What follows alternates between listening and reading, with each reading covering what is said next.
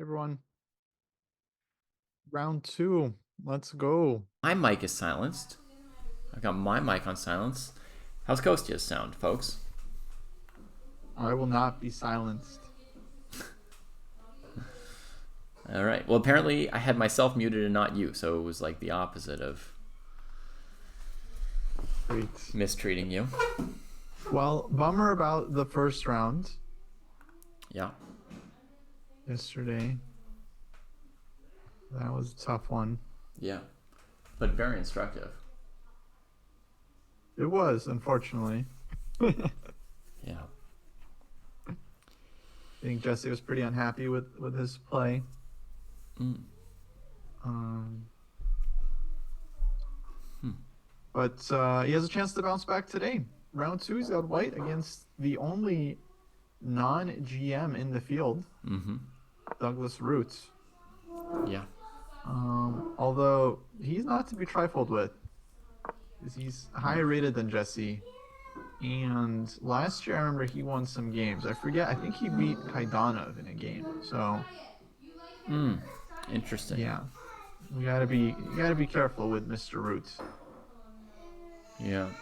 I mean, in general, no opponent is really to be trifled with. It's generally not advisable to spend your time trifling Yeah, in tournaments. yeah. It's not the U.S. Trifle Championship. Yeah, I mean, so let me say about that game yesterday. I thought it was really instructive because it really talks to how are you supposed to play out these kind of super dead-looking positions, right? Because around move 16, 17, they've got symmetrical pawn structure, no minor pieces, so really no imbalances of any kind, no particular weaknesses for the kings or anything, right? And in the old days, you would rarely see grandmasters play out these positions. They would agree to a draw, and that was it. And then if you were a non-GM and you got paired with a GM and you got a position like this, you would drift around and lose. And it's like, Mhm. well, how are we supposed to play this? You never get to see GMs play it against each other. Um, and I think it's very interesting how we saw Jesse playing some pretty aggressive moves, right? With rook e4, d takes e4, e3.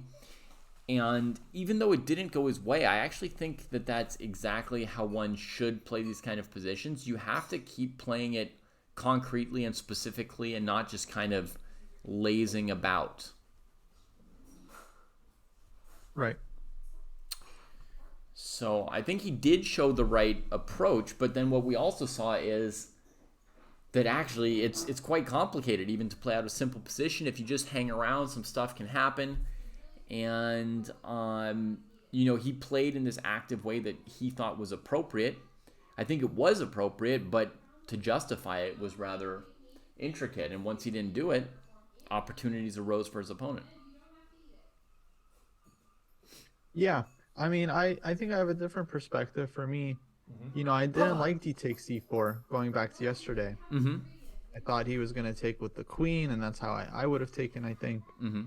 And yeah, objectively it was fine, but then after the game, Malik came down for the interview and he was like, he didn't like DE4 at all. He thought it was just like nonsense. He was really critical. Um, and because it took the position from one where black has a wide choice to one where black has to find only moves to survive. And so that definitely felt like a mistake in terms of the practicality of the situation. I see. Even if objectively maybe there was nothing wrong with the whole thing. Uh-huh. Um, Okay. I mean, my experience, obviously this is a case of, yeah, you force yourself to find only moves and then you don't do it. My experience is playing random little wimpy moves, hanging out, and then it just slowly gets worse and worse because you're not really fighting for your territory. You're not maximizing at all. I often drift in positions like this. Yeah, I mean, of course, there's always a balance, um, but felt like he went too far over to the wild side. Hmm. Um, I don't know, always easy to say after the fact. Sure. Yeah.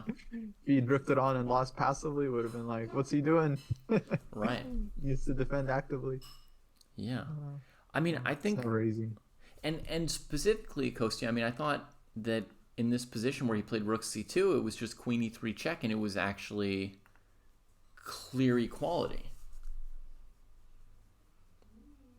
Yeah, I don't think it was that simple. Let me see the position you're looking at.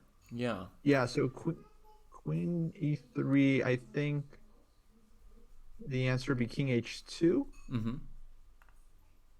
And then on queen e2, I think there's queen d7. Yeah, we hadn't seen that yesterday when we were analyzing.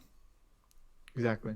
And Jesse might have thought, by the way, can you guess Jesse's first white move of the tournament? Wow, well, I see it. You see I see it on your screen. It's e4. Let's go. Wow. Aggressive repertoire. Aggressive repertoire. Is Douglas Root ready? Has he studied the aggressive repertoire? Nice. Or Nice. did he No just, more London system. Or did he Jesse's just gonna expect... go e4, bishop c4. Yeah. Yes. And wow, Root is thinking. Oh, he plays the French. Oh, give us the easy French. Give us the easy French. The French. Very interesting. Oh, I can learn it in action. Yes, E5. Oh, e5 just bangs it out just fast too. It's ready for it. Beautiful. Oh my gosh. This is a dream come true for many of us, including beloved bookkeeper Jake 57689 and myself. Oh yeah. Nice. Okay, well, we're gonna turn the page from yesterday. I agree this queen d7 was more complicated than we had thought at some point. So I can understand, later on in the day we were visiting this and somebody found queen d7 sort of in hindsight, and we found it was more complicated, but we still found eventually some long variation that was drawn here. Yeah. But, okay, on to today's aggressive business. Here's Jesse. He's already sacked that d4 pawn. We are in the main easy system, and everybody's going wild in the crowd. Everybody wants to see this. Woo! Love it. Love it. Which, as was pointed out in the Discord, is not easy, nor a system, but it is a good opening line. Oh, It's that's fun. right. Neither easy nor a system. Good point. Well, Jesse has a certain, power to reshape reality and bend Right. language. So I'm not surprised. I never even noticed. Bishop d7, that ain't it. Oh my god, Chad is ready to string Douglas Root up. Folks, remember, this is a classical game.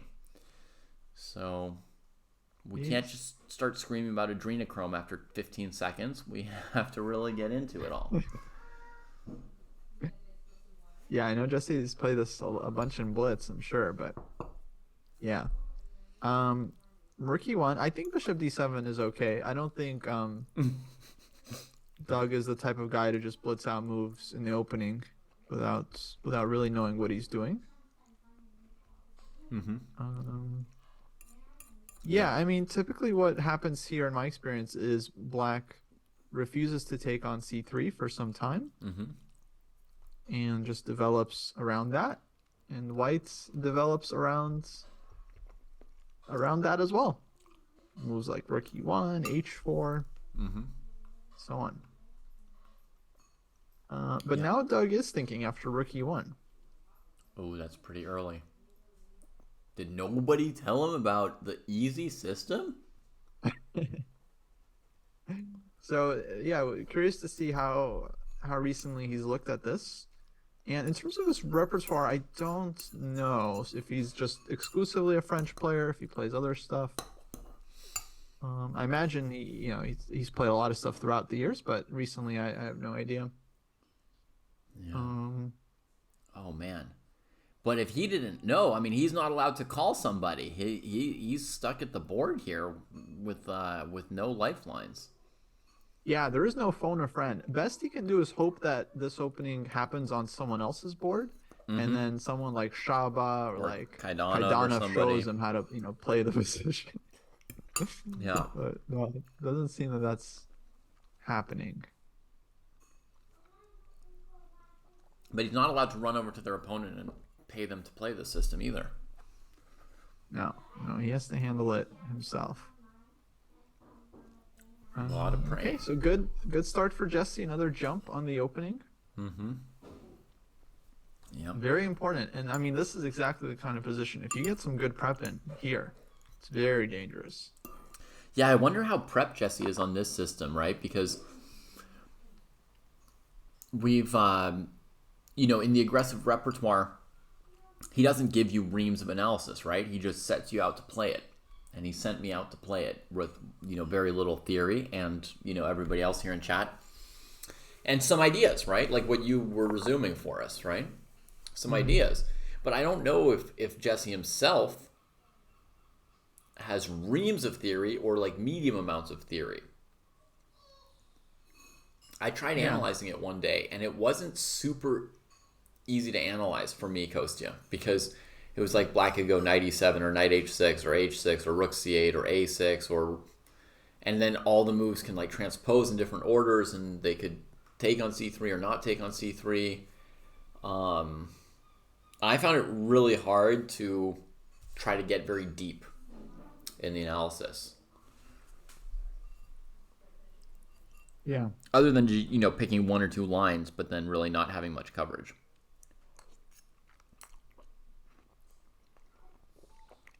Well, it's very sharp. And Jesse's still blitzing. Rook c8, knight d2. Yeah. Knight d2 is a bit of a concession. He's kind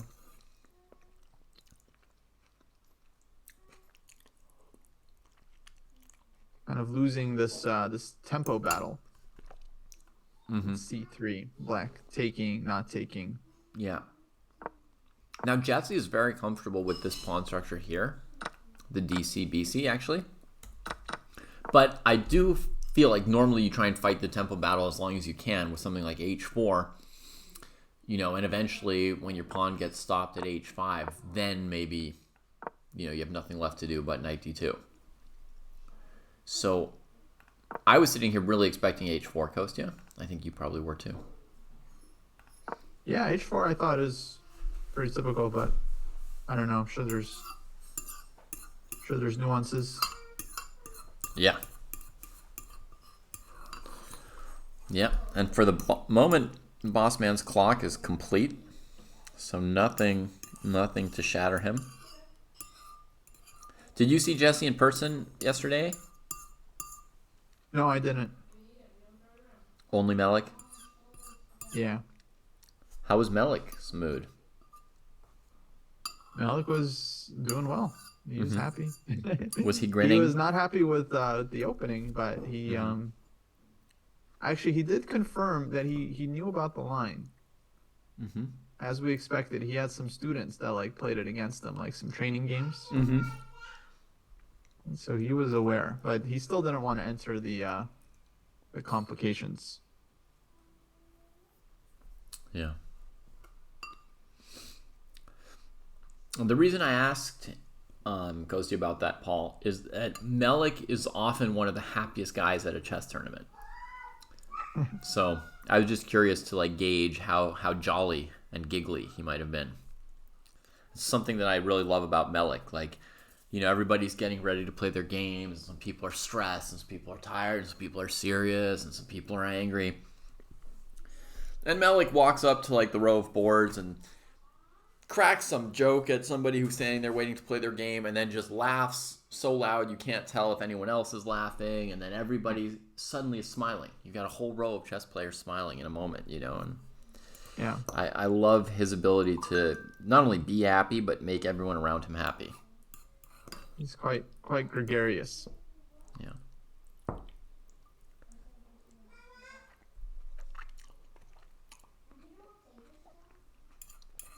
Okay, 92. Doug is thinking. Mm-hmm. This is good. Yeah. In my experience, when I play knight bd2, fools always take on c3 immediately. They can't resist anymore. They're like, a pawn plus a busted structure and no tempi for you? You know, some of them are afraid to give a tempo. So you won't find a lot of people taking on c3. Right. Most like master level players are kind of just terrified of feeding the opponent tempi. But then once you play knight b2, they're like, oh my god, no tempi for you. You know, shattered structure. Oh, it's just, they can't help themselves. They take on c3 immediately.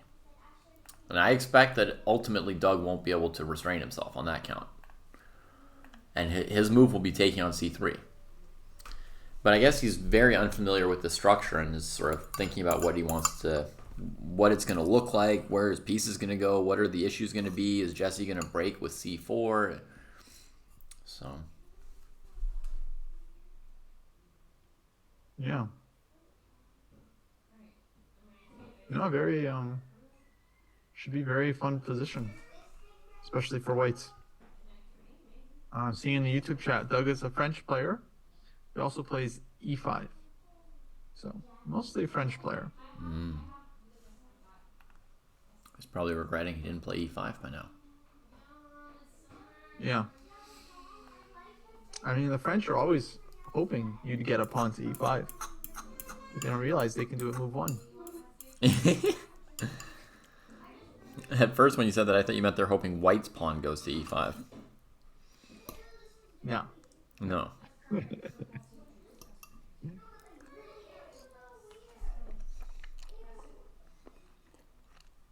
Okay. But the French suffered so much verbal abuse for like 2 to 3 years. And now suddenly it's been vindicated. I mean, it's just an incredible turnaround. What do you mean by vindicated? Well, the supercomputers got good enough that they said the French, that they could see far enough ahead that they said the French could equalize for black. Previously, people thought the Sicilian and e5 could equalize, right?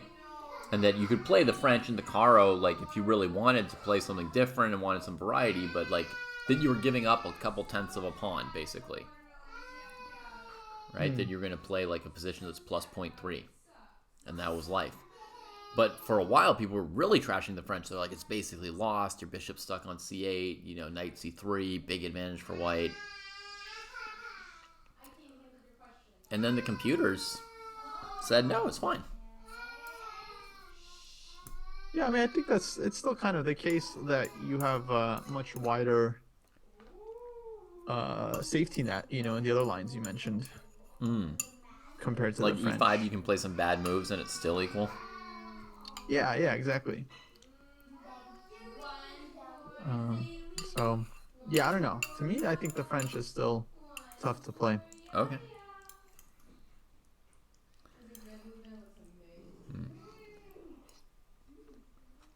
Yes, Cross, I'm working the whole tournament, so I'll be doing player interviews and recaps throughout the event. So I have to keep an eye on the other games as well, just to make sure nothing crazy happens. No one forfeits or something.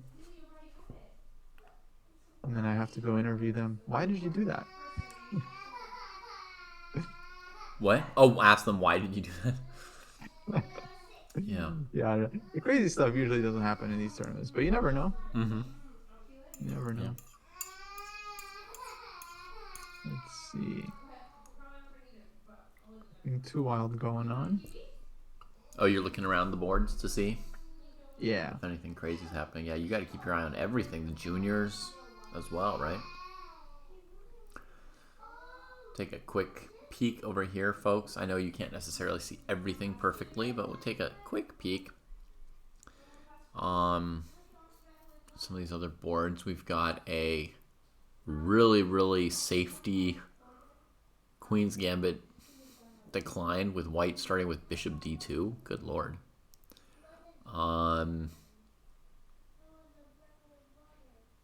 Shaba. Quite an approach. We got a classical Nimzo. Ooh, and a shaky Sicilian. A shaky Sicilian from Melik. Wow. Against Julio Becerra. That's a matchup, Kostya. Becerra, Melik, shaky Sicilian. Cool.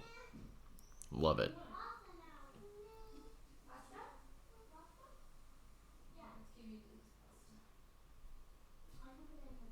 Interesting. Okay.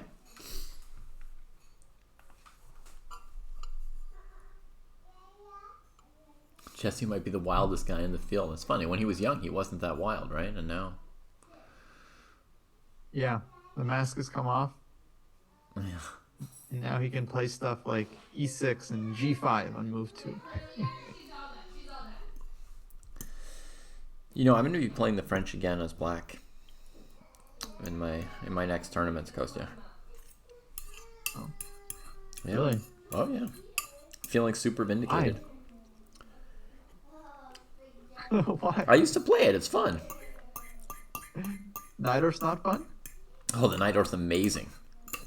I think nobody even wants to play e4 against me anymore. But if anyone does, I'll now play the French. Last tournament, I remember with the Najdorf, you drew Sasikiran and beat Anand Pranav. Yeah. Yeah. And now you want to switch to the French. And beat some other people. But yeah.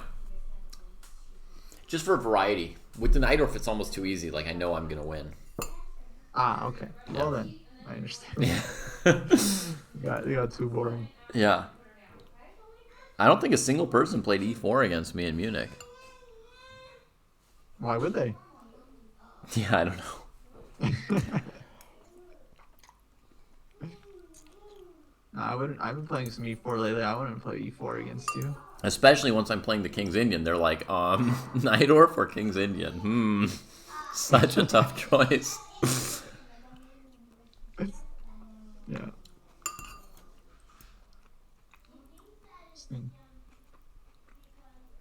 I played e4 in my last tournament specifically because my opponent was a French player. And how did that go?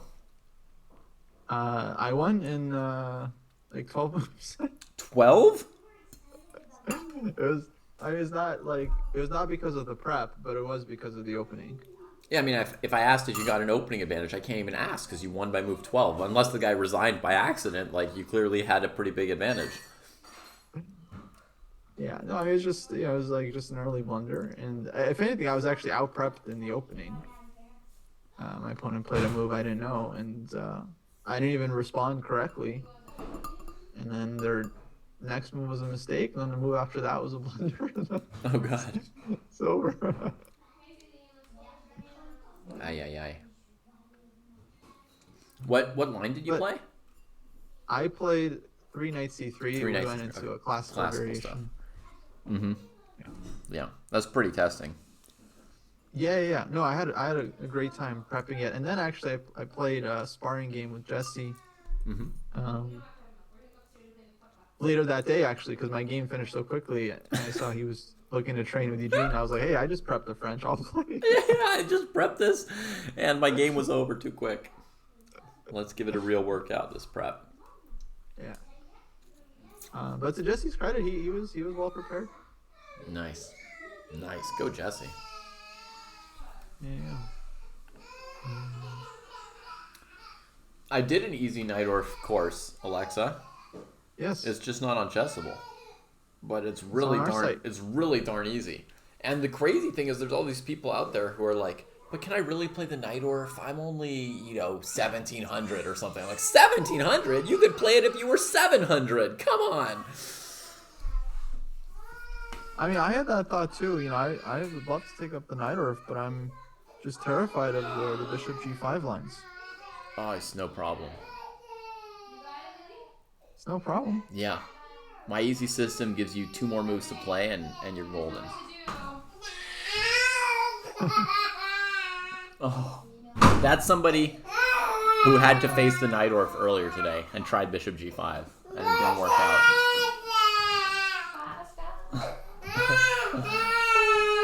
What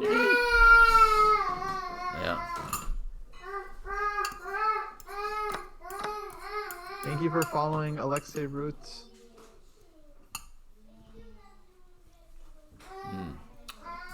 Might be rooting for Douglas Root, but that's okay. We're very chill here. Jesse doesn't like tribalism either. Jesse doesn't what? Jesse's not a fan of tribalism, right? So he wouldn't want us to be rude to people rooting for Root. Right? No, not at all. Yeah. So that's cool. Come on in and root for Root. No, I remember doing commentary on Doug's games. I think it was the maybe the senior tournaments, state champions, the Rockefeller. No, not the Rockefeller. Irwin? Irwin, thank you. Yes.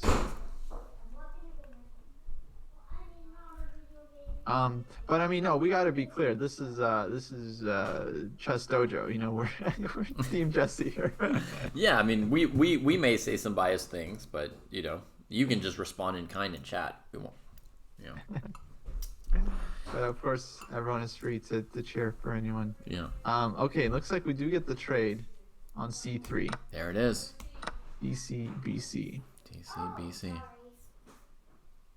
And Black has already been spending some time here, so not that much time that I think it's like, oh, he's 100% out of book, but some time. I'd be hard pressed to imagine that he's just completely like unfamiliar with the line and is just like totally on his own. My guess is that he's definitely seen games. Okay. But maybe hasn't reviewed he's not his recently prep. decided what he wants to do with it. Yeah, or is not super up to date. Exactly. Yeah. A lot of times, I mean, you look at an opening, and I mean, I'm sure the engine evaluates this position as like close to equal, and so it's like, you know, you just have to evaluate yourself as a human and be like, okay, I could play this. I have an extra pawn. I got my rook on c8. I got knight a5 coming, and I mean, I think as like a French player, you know, you're not totally, you're not terrified of this, you know. I mean, you still have the French structure, so it's not like you don't know. It's not like you're disoriented, right? Yeah. There's all kinds of new little details, but you've got a game you can play for sure. And some of the questions you're asking yourself are the questions that you ask yourself in any French, right? Like, for example, should I be playing, you know, rook c8, knight a5, and doing stuff on the queen side, or should I be rushing to complete development first? That's often a question, Yeah. right? When do I make some counterplay, or when do I just finish developing? Right. And should I be playing the French at all? Another question to ask. Why am I here in this in this position?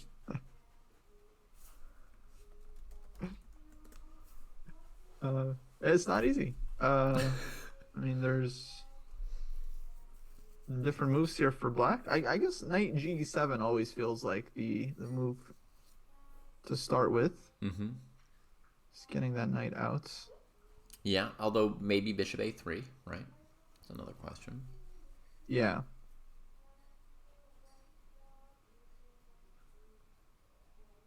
Yeah, white can throw rook b1 first as well, Abdul, and then queen c7. Rook b1 as well. Now this is an interesting line. I wonder if this is some kind of known thing. If Black goes bishop c5, White responds rook b1. Does that work for White? Looks like it. So it'll be Knight bishop e7 played, f2, and relatively king quickly. f1, and then okay, knight e7 on the board. Yeah. You want me to show the variation? So here Kostya is saying to not have to defend the threat. Although I will say, you know, Jesse doesn't mind, you know, playing queen e2 or something if he has to. But I think you're right. The rook b1 works, and then after check, king f1. The queen is on this leash to the bishop, but she's getting bopped around, and if she goes to c5, there's either rook b5 or knight b3, right? Exactly. So try to find this last detail, but then yeah, it doesn't work for black. So you can play rook to b1 as long as you justify it.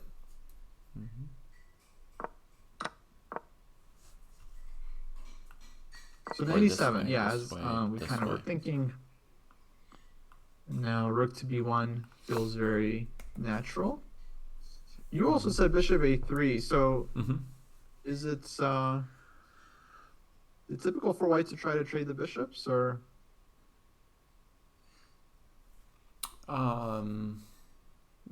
Yeah, dark square bishop trade is often good for white in the French, including in, you know, I mean this is a French, you know, including in this position, including in what else is kind of similar to this. There's the wing gambit where you sometimes see white trying to play bishop a3 and yeah. So it doesn't matter we're down a pawn. It's like the bishop a3 is still good for us, or at least usually something that we want. Could be considered at least, yeah. Yeah. Jake says with this move we are out of the aggressive repertoire book. And indeed, Jesse didn't blitz out his response. Yeah.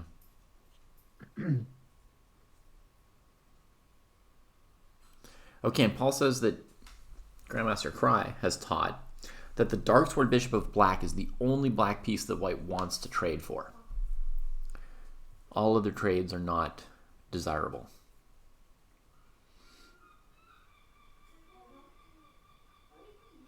Yes. Jesse's thinking. Yeah. It makes sense that he doesn't rush with rook to b1, because rook b1 like queen a5, and then you don't get your bishop a3.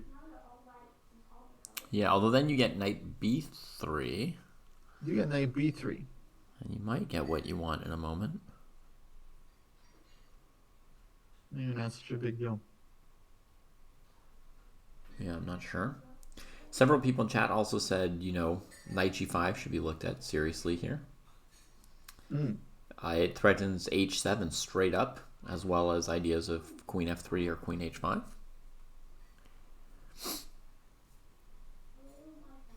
And knight g5 has the potential to get really, really nutty if black... oh no, it's not going to work. No knight e5 yet. Okay, so... Knight g5, one thing from chat, they suggest h6, knight f7, king f7, queen h5, and it's wild, supposedly. That looks like too much of a sack to me. Yeah, I don't really see it, to be honest. Okay, so other option, knight g5, h6.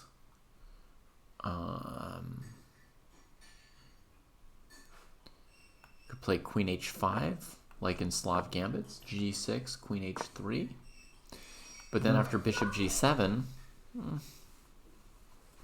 looks like black's okay. Yeah, no follow-up. I don't really see it, you know. So I don't yet see what we do after h6. Oh, we could trade for the dark squared bishop, right? Knight h7. We could try. Oh. Black will trade the rook probably, because that's the crummy piece and the bishop's the good piece. Then play g6. Yeah, I think this would be very unclear.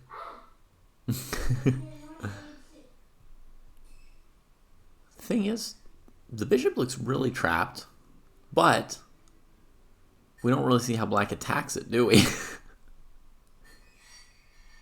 Like, how do you ever go collect it? It's kind of weird. I mean, one day the rook will come to h8. One day the rook will come to h8. I don't know. I'd be very, very skeptical, because black goes h5 next, knight f5, and it just feels like, you know, you're just down the piece.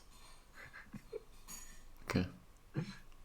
So this looks like just nonsense to you.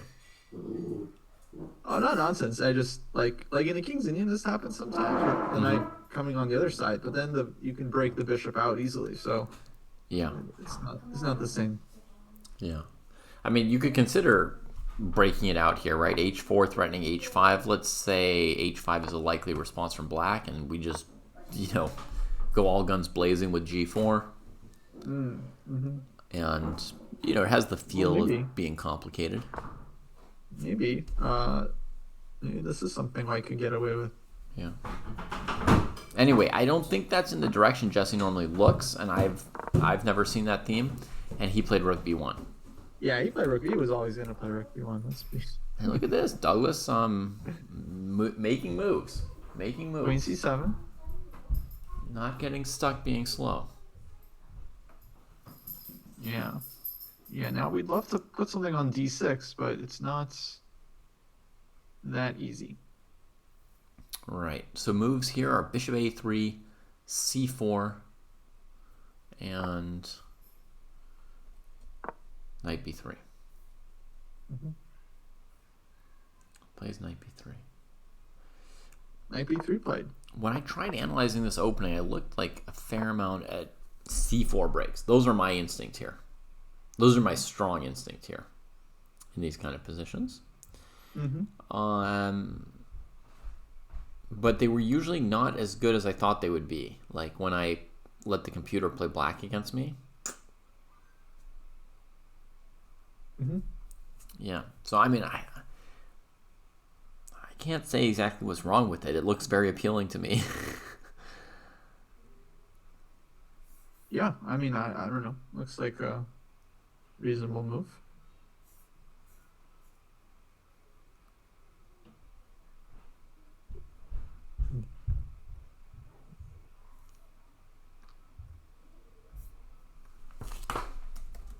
Okay.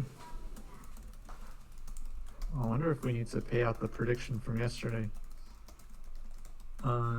Yeah. And submissions. Oh, okay, it didn't work. Guess we're just gonna delete. I think something went wrong. Anyway. Who's rooting for Jesse, huh? Let's see some emotes.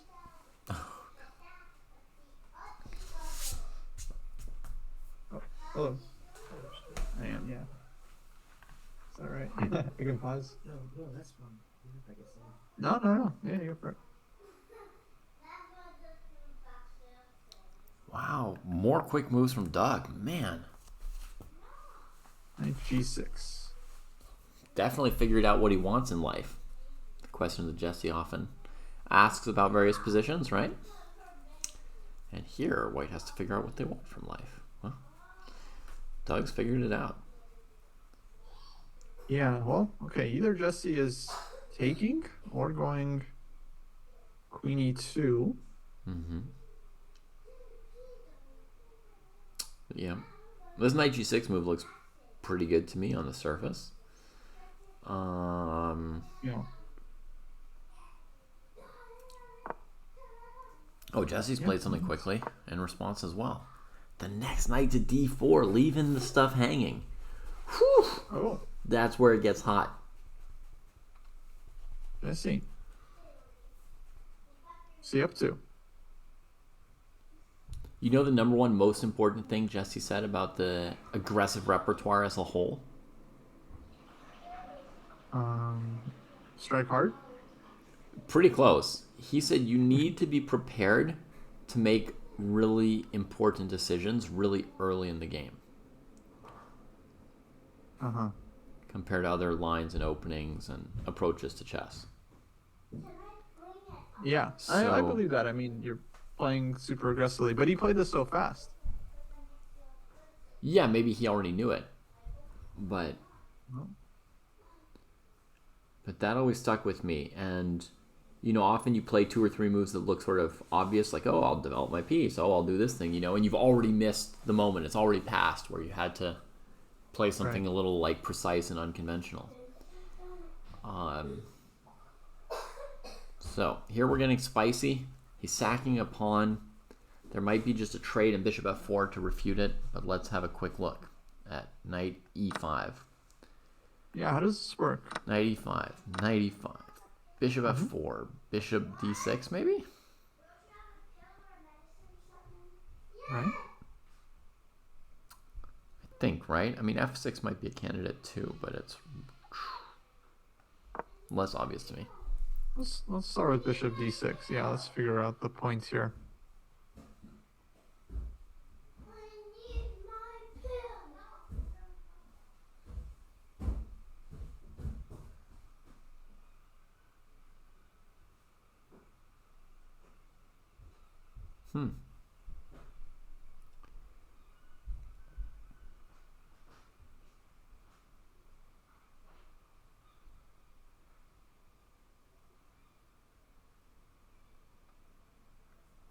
I don't see anything that makes sense to me here as the follow-up.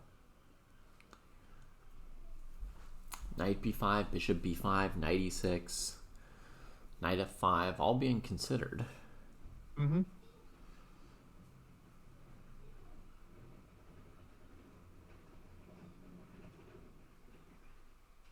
Knight f5 doesn't look so bad.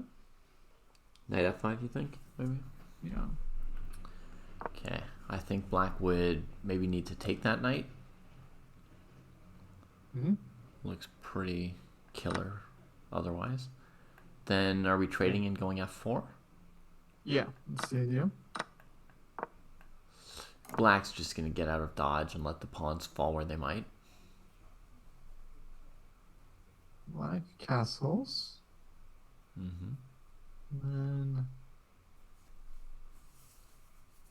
doesn't feel like white is better. We just have too many pawns hanging. Mm-hmm. Yeah, and we're already down. Like this isn't it. Mm-hmm. We're already down 2 of them, right? Down 2, and we have a third one hanging. Yeah, and we still need to recover that bishop. Mm-hmm. Okay, Yeah. chat says that ain't it. Agreed. Heidegger said we could also maybe go queen h5 in this position, I'm guessing.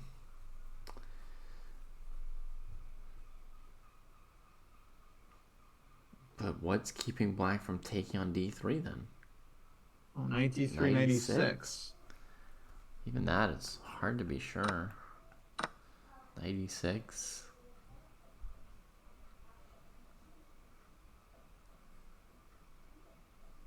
Bishop e6, rook e6. Huh. Okay.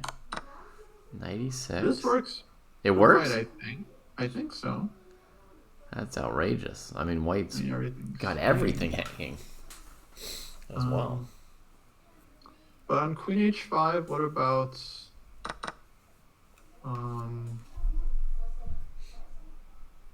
queen c3?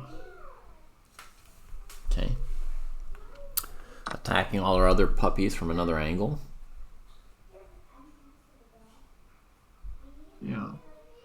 Knight b5 looks winning.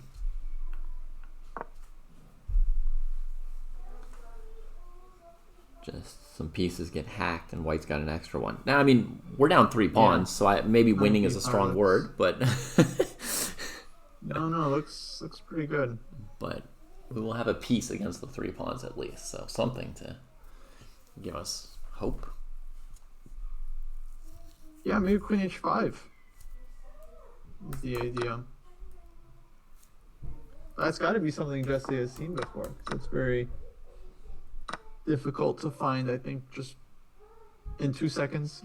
Yeah, it'd be hard to be at 158 and play this move here. It's not just a simple 2-move tactical pattern that we all know or anything like that. Yeah. If black can't take on e5, they might have to pay him a tempo with a6. And Jesse loves when people pay him a tempo. Mm-hmm. But I don't know how big a deal it is, because I don't know what else the knight's doing other than trying to go to b5 and d6. Yeah, it seems like a useful move.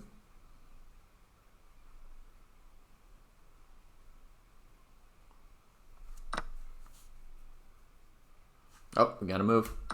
Took the pawn on e5. Holy moly, we've got a disagreement, Kostya. You took.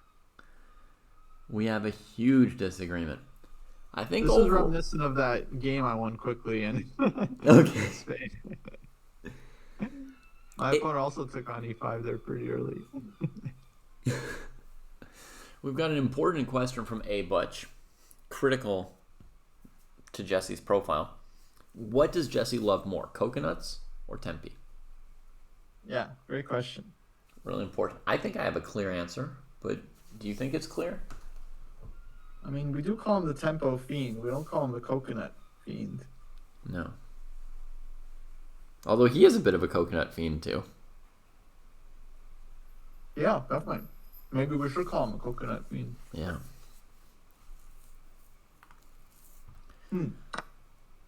But if you ask Jesse at the start of the game, do you want to start with an extra piece or with, 1 or 2 extra tempeh? Sorry, an extra pawn or 1 or 2 extra tempeh? Mm-hmm. You'd say extra pawn, right? I think he'd go for the tempeh. Oh, I guess nobody knows for sure then. He's playing bishop f4 quickly. He's not even double checking. Kostya. He's very confident looking. Yeah. What about an extra coconut? Douglas You can get an extra pawn, extra 2 tempeh. Doug is also very confident because he went for this. Like, Jesse's playing as quickly as he is, and Doug played knight takes e5 in 5 or 6 minutes, which when you're in somebody else's prep, that's actually very, very quickly to play a challenging move of that kind. Yeah. Yeah, I don't know about this. I mean, I guess we're gonna find out.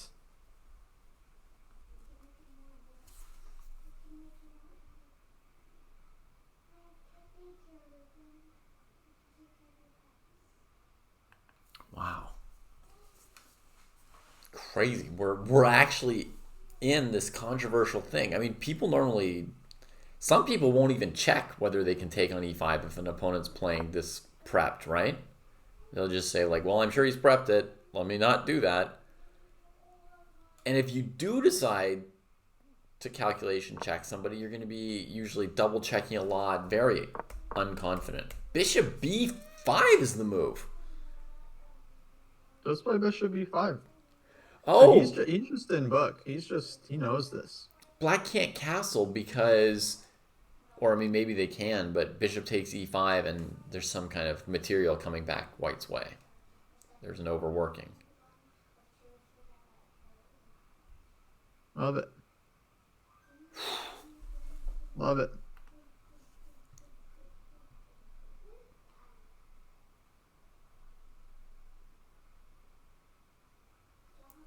SP McManus says that if Black is able to move the e5 knight away, then often rook takes e6 is an explosive possibility. In this position, could Black move the knight? It looks like that's possible.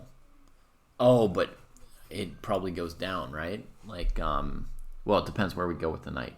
But I'll play a very basic knight g6 first and just show everyone tactic A.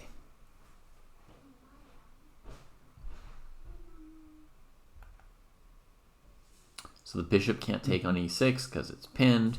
Queen's attacked, so you don't have a lot of moves you can play. The knight's ready to take g7 or take the queen or discovered check and bounce around all over the place. So you take the knight, and then rook check, and this bishop drops, and Black's just falling apart. So that means Black has candidate moves like knight c6, castles,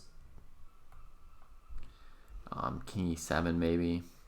So that looks awful. Or that looks risky, let's say.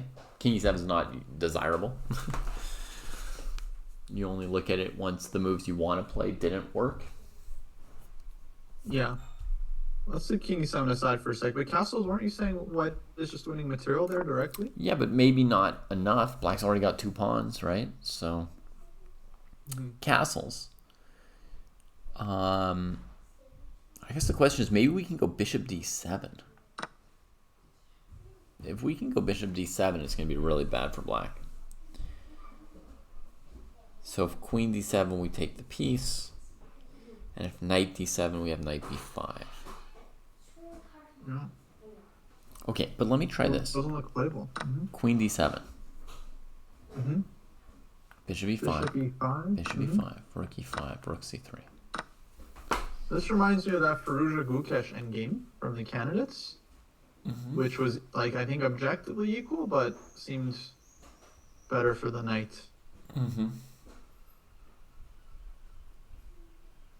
6 minutes, JK Heidegger. 6 minutes on knight takes e5. So I have just extreme confidence to play something so controversial when your opponent has all their time on the clock and they're in prep. Or just an extreme lack of confidence in Jesse's play. Yeah, it's just like, oh, this guy's just bluffing, just an idiot. Doesn't matter one way or another.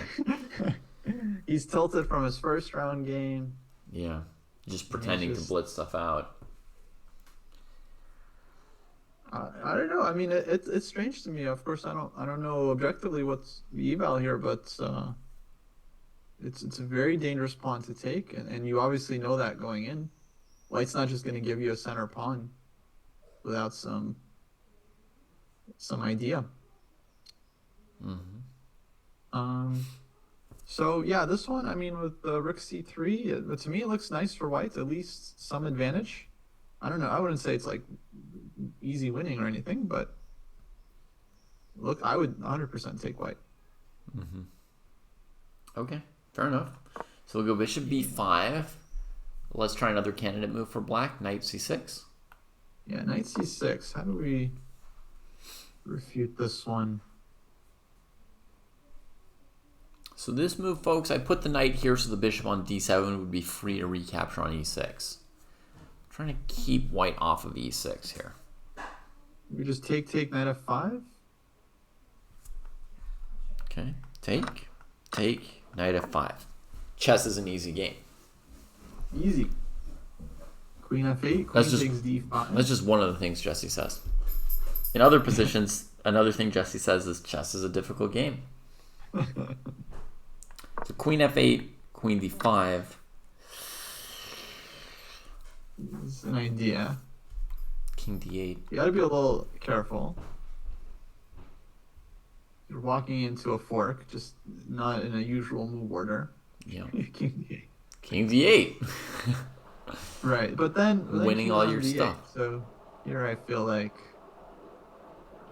we would have some compensation, like queen d3. And then rook a1. Yum. I don't know if it's enough. I don't know.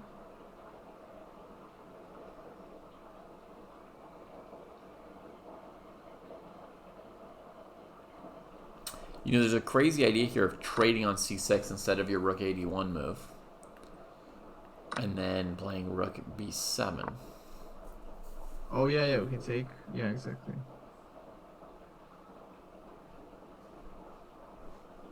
And this looks very dangerous.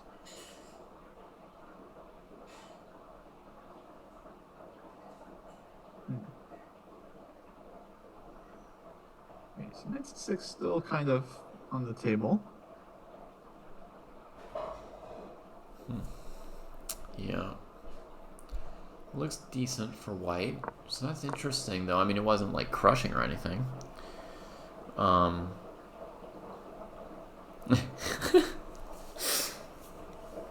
Gefilte Fish saying the hardest thing about playing this game for Jesse is controlling his urge to yell, "That ain't it, boss!" during the game. I mean, he's been practicing online where he does get to do that, but he's also been playing some tournaments. So I think he's got that self-control. Right. You would think.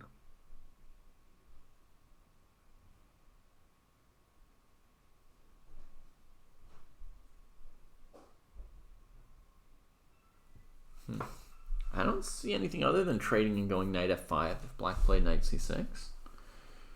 Knight c6 played. Okay. Oh, really? Oh, no. Sorry, I thought you said that. Oh, no.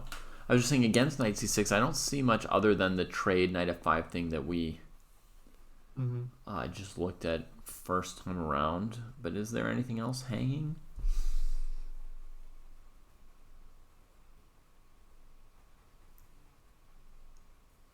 Queen g4, queen h5. I don't see any of the other spots to really go after, Kostya. Yeah. And Mm-hmm. and black also doesn't have to put the queen on f8, right? You could give that pawn. You already have 2 extra ones, so you could play something like queen f4, queen c5. Right. Tons of options. I'm leaning towards trying this queen f4 move. Mm-hmm.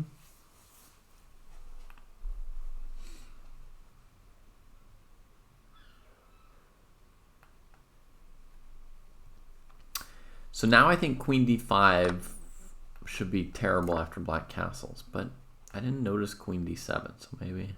Yeah, bishop hangs. Maybe that's not so clear. Queen d7, queen f5, queen b7.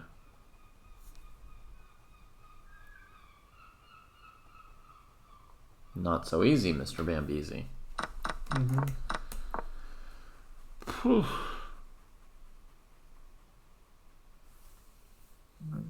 C6. What are we doing? What are we doing? What is idea? Okay, take. Should we try queen c5?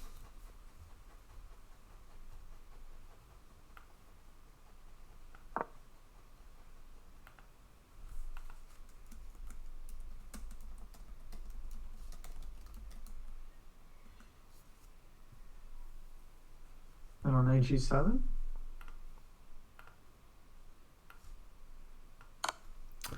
King f8.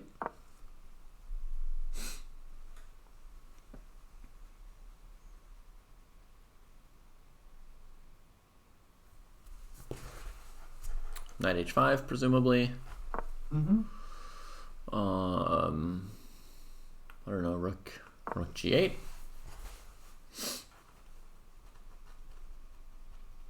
Well, queen d2 looks nice for white. Mm-hmm. I guess the game just keeps on going. Mm-hmm.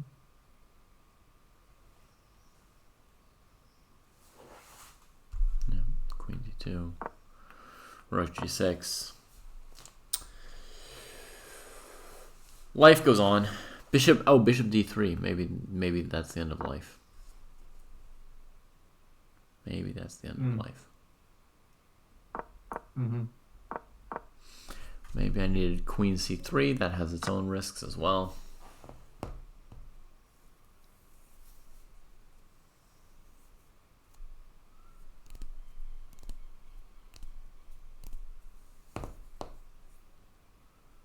Mm-hmm. Oh, there's knight f6 with the fork as well. Oh, on the previous move, huh? Mm-hmm. Yeah, I was like, why are people still talking about knight f6? Queen d2 was like great for white. You know, you don't need a better move. But okay, you had a better move. Fair enough.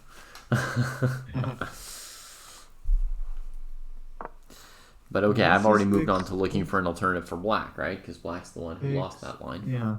Knight f5. I mean, can we go back to this Pisac line? Because I wasn't like totally convinced there. Mm-hmm. Yeah, which one? So knight c6, take on f5, take on d6, go knight f5, queen f8. Mm-hmm. Then just briefly here, is there any move other than queen d5? Yeah. There's c4, which is playable. c4 just looks nasty for black. Like, what are you gonna do? Yeah. In this position. Yeah, I like c4 actually. Because queen d5, I wasn't totally sure. Mm-hmm. Yeah. There's also maybe bishop a4. It's potentially annoying.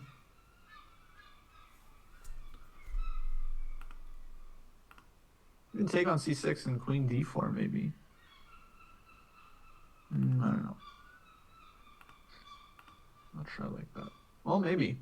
I have a trick. g6, knight d6 check. g6 here? So if maybe bishop c6 and queen d4? Bishop c6. Interesting. Okay, b takes, right? Queen d4. Yeah. Oh, and then here, so, okay, if bishop had taken, I wanted g6, knight d6. Here, if g6, got a different story. I mean, knight d6 still looks like a move. Oh, sorry, knight d6 still good. Yeah, of course. But I think what I'd like to do is f6. But, I mean, you've got rook b7, queen a7. You definitely have stuff to do. Yeah, this feels like a game from the Polgar book that ends in 22 moves.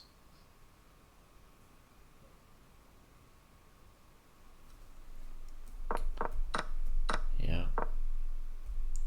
I mean, I'm very suspicious of retreating like this with the queen. Scared to do it. But you thought maybe I would take on c6 with the bishop. Is that any better for me or not? I guess there's no rook on b7. You'd go queen d4 anyway? Yeah. Now there's no f6 because of rook e6, huh? And against g6, Kostya does this. That hurts considerably. So rook g8. Queen f8, rook g8. Overprotect. Our last dark square bastion here. On g7. You can take on a7. White's literally giving nothing for this amazing position, right? I mean, 2 pawns. 1 pawn now. Yeah. I would take white. Well, yeah. Those pieces are busted. White's just going to go knight d4, trade the bad French bishop, and then invade on the b file. Yeah. No, actually, yes, it's completely lost, I think. Absolutely right. That's a very nice plan. Very instructive, actually.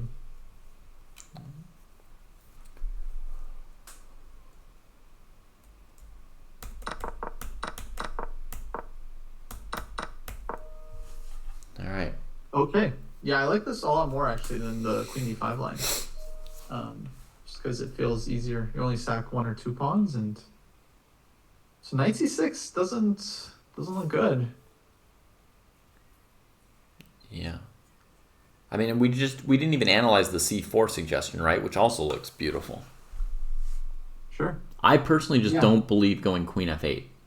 Like, that's me. Like, I think, like, let white spend their time taking the pawn and then bouncing around with the knight. Maybe I can get a position in the meantime, right? Okay, you guys killed me in 2 moves, but at least my rooks are connected. Like, you could potentially play like this. Right. My queen's, I felt like in queen the game. F4 was the best try that we have seen so far. Yeah. Yeah.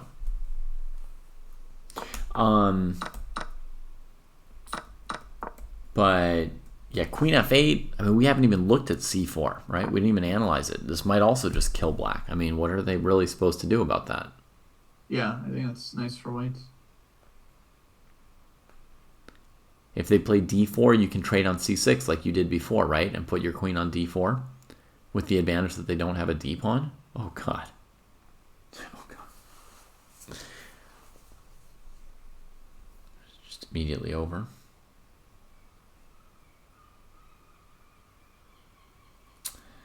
So yeah, Kraai, the line you cite is one of the lines we looked at first of all. Yeah, it's probably the line that does the least damage to black, because at first that line was like kind of unpleasant, but now everything else just like loses. So unpleasant doesn't sound too bad for black anymore. Up the perspective on this one. Liard, no, we didn't specifically look at knight f3 check in any detail yet, but queen takes, bishop takes is within reason. And then the question is, does white take on e6 somehow? Yeah. Looks like we should.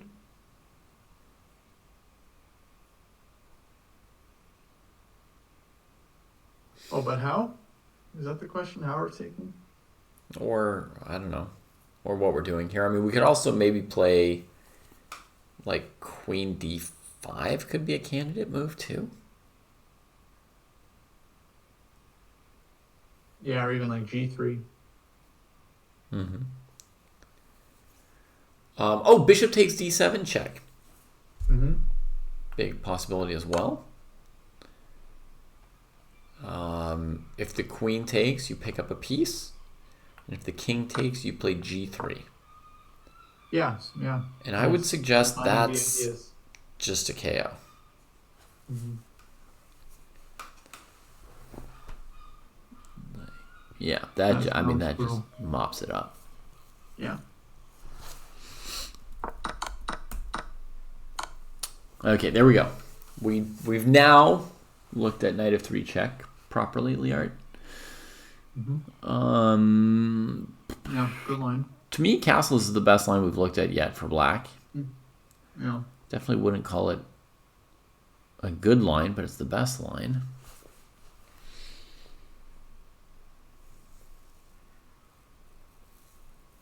Bishop d7 is the kind of move I forget to look at normally, Liart, because it's like, I don't want to...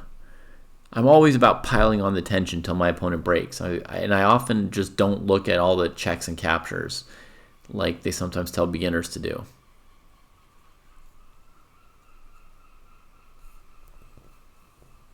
Mm-hmm.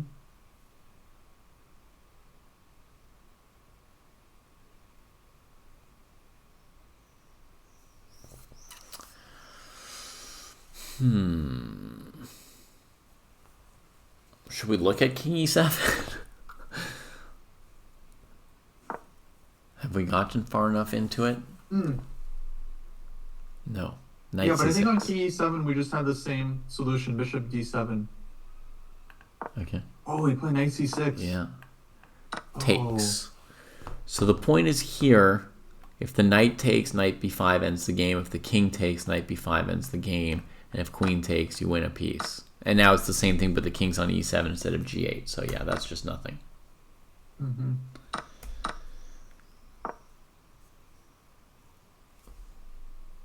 Knight c6. Now Jesse's got like 2 hours out of this position. So funny. Now he's got what? He's got 2 hours. He traded on d6. He's still in his prep-ish. Yeah. Wow. Somebody had the question, how far should one prep a position like this? I am impressed how far Jesse's prepped. That was my question, because I feel like there's like 100 lines black can play. I'm not this prepped in any of these lines. Yeah. No, great prep again. In the French, no less. Yeah.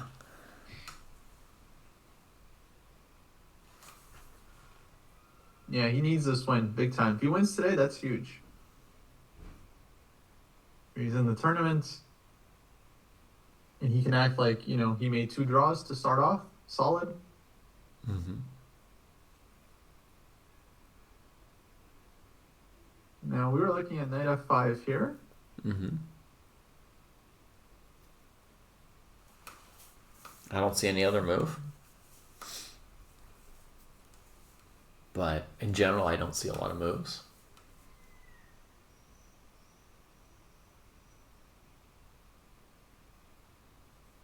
Yeah, I don't see another move either.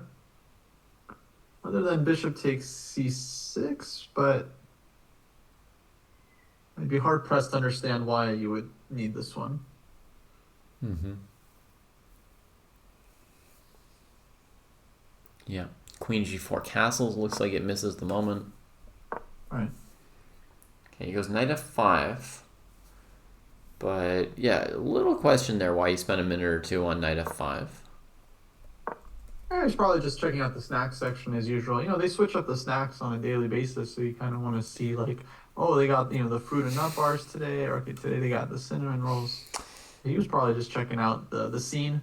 Yeah. You know, the vibes. Normally you'd be right, Kostya, but seeing as he had been at the board to trade on d6 the move before. Right. And his opponent was just recapturing. Right. Yeah, no nut bar that time. I mean, it's a real question. What he spent And a queen minute on there. c5. Yeah. Yeah, Doug takes your advice, doesn't go queen f8. Yeah, no, I mean, that's just... no queen f8. Now this is the kind of thing where, for example, I don't know the eval, but the engine might say like queen c5, knight g7, 0.6 for white. And you would think to yourself like, okay, great, I'm down a pawn, it's 0.6. My position must be fantastic. But you don't know how to follow up from there. So, the real game starts. Yeah. To figure it out.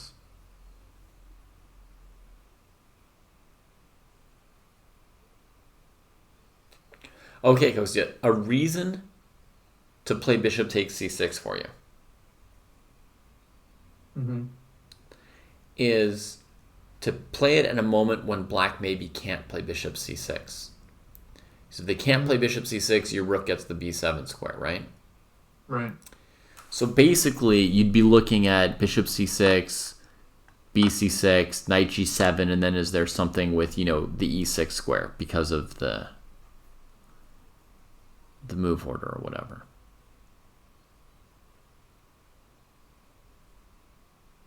Yeah. But as far as I can see, black can even go king f8, and if you go rook e6, take the knight, not the rook. Right. Yeah, it doesn't seem...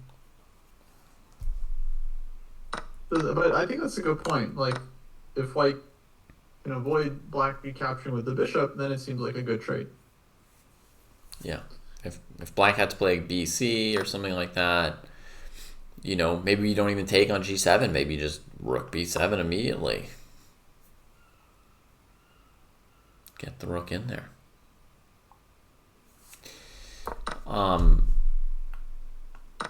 So another thing you could do after bishop c6 is you could play queen g4 first, and then g6, and then knight g7 and sack on e6. But personally, I didn't see how to make it work there either. Yeah.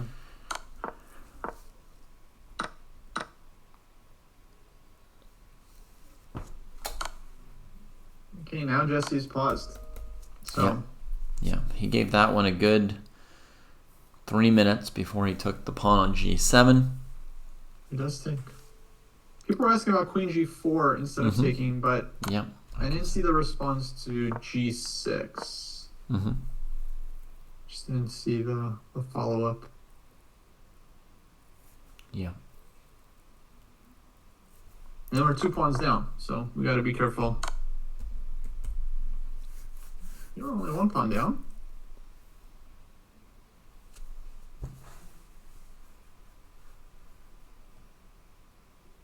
I would expect king f8. Then, yeah, we were thinking knight h5. Is there another move? But honestly, I mean, king d8 wouldn't, or e7, none of them would be huge surprises. Like king d8, trying to run to b8, certainly has its point. Yeah, is possible. And king e7, the point would be knight f5 check, and then you move the king to, let's say, d8 or f8, and then the knight's hanging. And it's not on this knight h5 to f6 route, maybe. Yeah, I could see any of these moves. I'd spend a little time as black here. I would. Yeah, fair enough. Maybe there's a big option.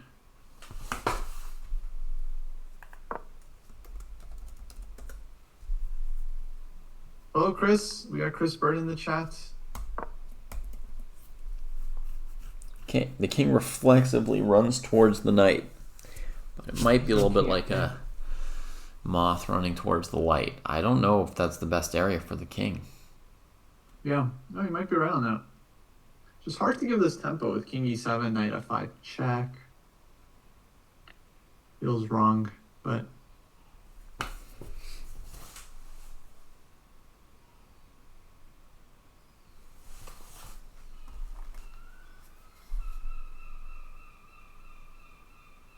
Yeah, like for example, if we had played king e7, knight f5 check, king f8, then maybe white could go queen d2 there. Basically, we'd have the game position, but with on f5. And black could take it, right? Takes. I want to check. Rook be3.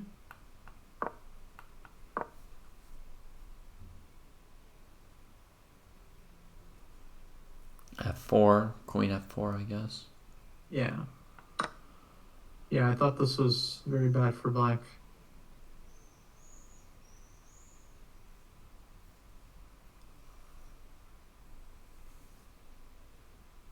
Yeah, maybe. Maybe, yeah. Scary, at least. I don't know. Yeah, we can't play h6 or h5 to tuck the king over there because rook g3, queen f7. Although I guess we can move the king just back to f8 against those moves. So at least we keep the queen out. Yeah, what do you think? h5. Oh, h5? Check, king f8. Queen f6. Ay. She's... Well, rook, no.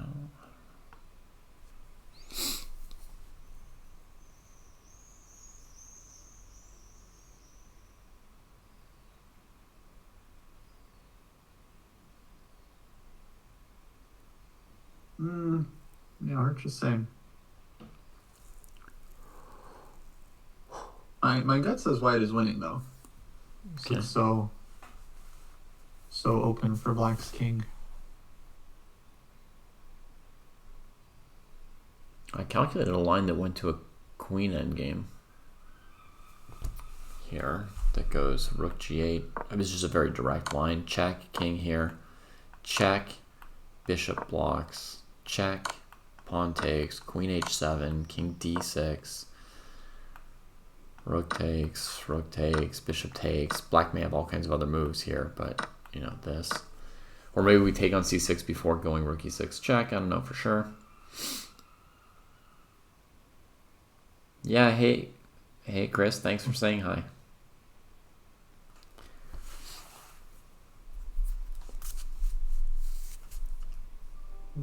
See you, Chris.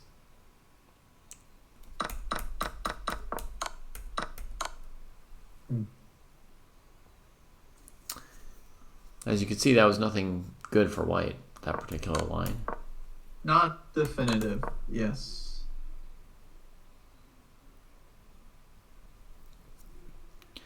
I wasn't really into rook h7, bishop d3. Yeah.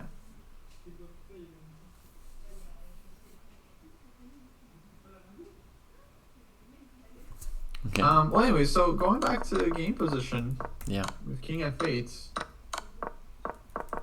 we were expecting that h5. Which looked good.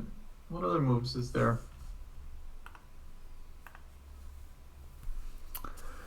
None. Oh, but Jesse's thinking about the position. Okay, so there's something. Literally something. Again, there's bishop c6. Maybe, yeah, he's thinking about bishop c6, knight takes e6. Just very direct. Yeah, knight h5 played. Okay, good, Jesse. Yeah. He wasn't thinking about it too. Okay. It's all right. Okay, knight h5. Looks nice. Now This we is got queen 2.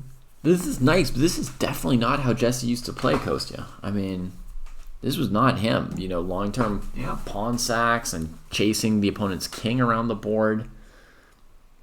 It's good. Jesse learned how to attack.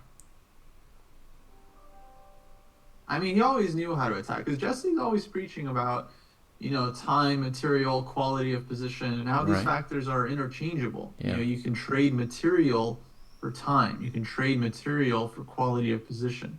That's what he's doing here. He's traded a pawn for some time and some very, very much some quality of life. Looking good. Mm-hmm.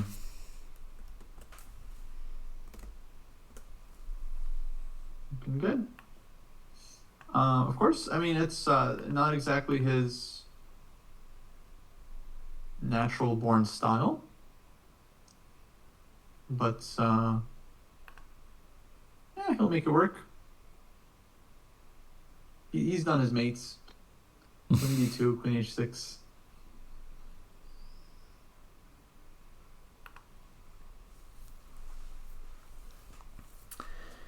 Yeah, but it's black's move, right? And we're thinking maybe queen takes c3. Queen c3. Fair enough. Rook b3.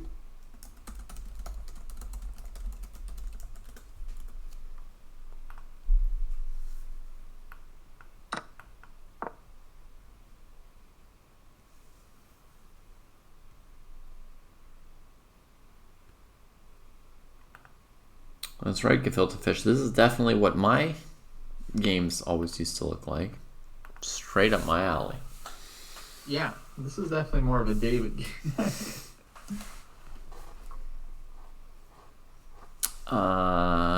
Okay, so like queen c3.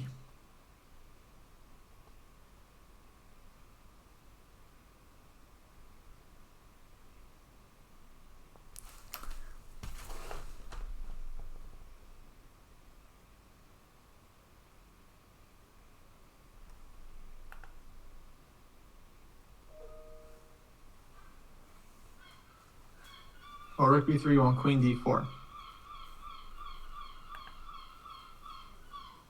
That's what I'm trying, yeah.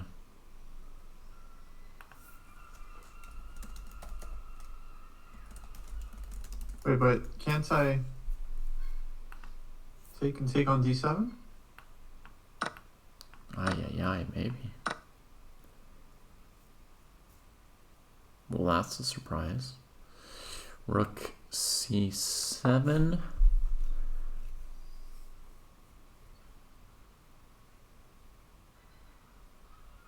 I didn't see this coming, obviously.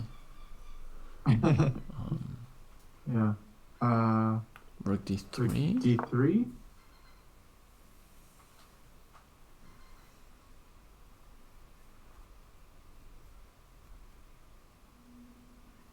Yeah, okay. It's okay for white.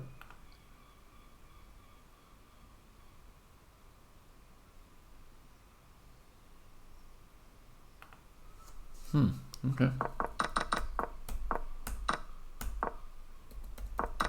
Knight e2 check will go king f1. Knight c2 will go rook c1. Yeah, that looked like it all worked out for white there. Yeah, Adam, I also looked at queen c1 in this position, but it looks like Kostya found a knockout here with the queen trade. And I was looking at queen c1, but I hadn't yet clarified if it was good or bad. Yeah, the black queen covers a lot from d4.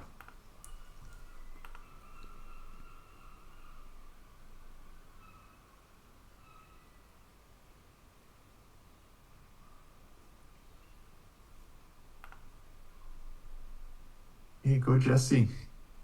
Nice time advantage. No second time control for the opponent.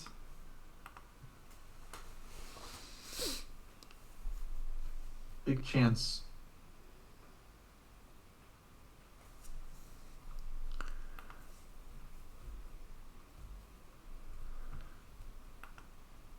Yeah. So Samuel Warner asking about the Polgaevsky in the bishop g5 Najdorf. So first of all, you're worried that you'll get caught in your opponent's prep when you play at OTB. If you're 1800, then nobody you play against is going to have a deeply prepared line against the Polgaevsky. It's a very, very rare bird, as they say. 20 rapid games, scoring about 10-10, getting blown out of the water half the games and doing fine and winning half the games. That's nothing to be freaked out about. like with any opening, you'll lose sometimes, right?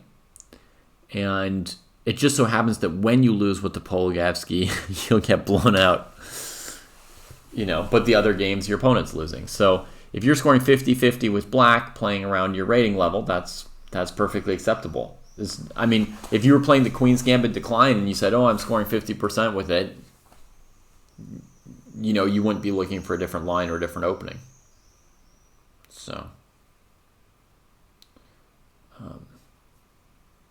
if you're 50-50 in 20 rapid games, it seems fine to me.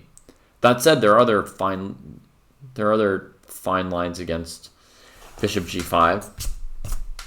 I could offer something a little more mainstream as a secondary option, but I'm just going to stick to my guns for now and just say, like,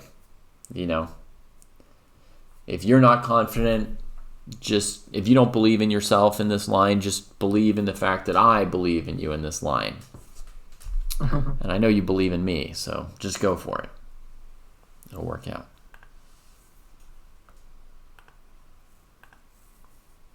And when I say it'll work out, I mean, half the time you'll get blown out of the water, but half the time you'll win. So.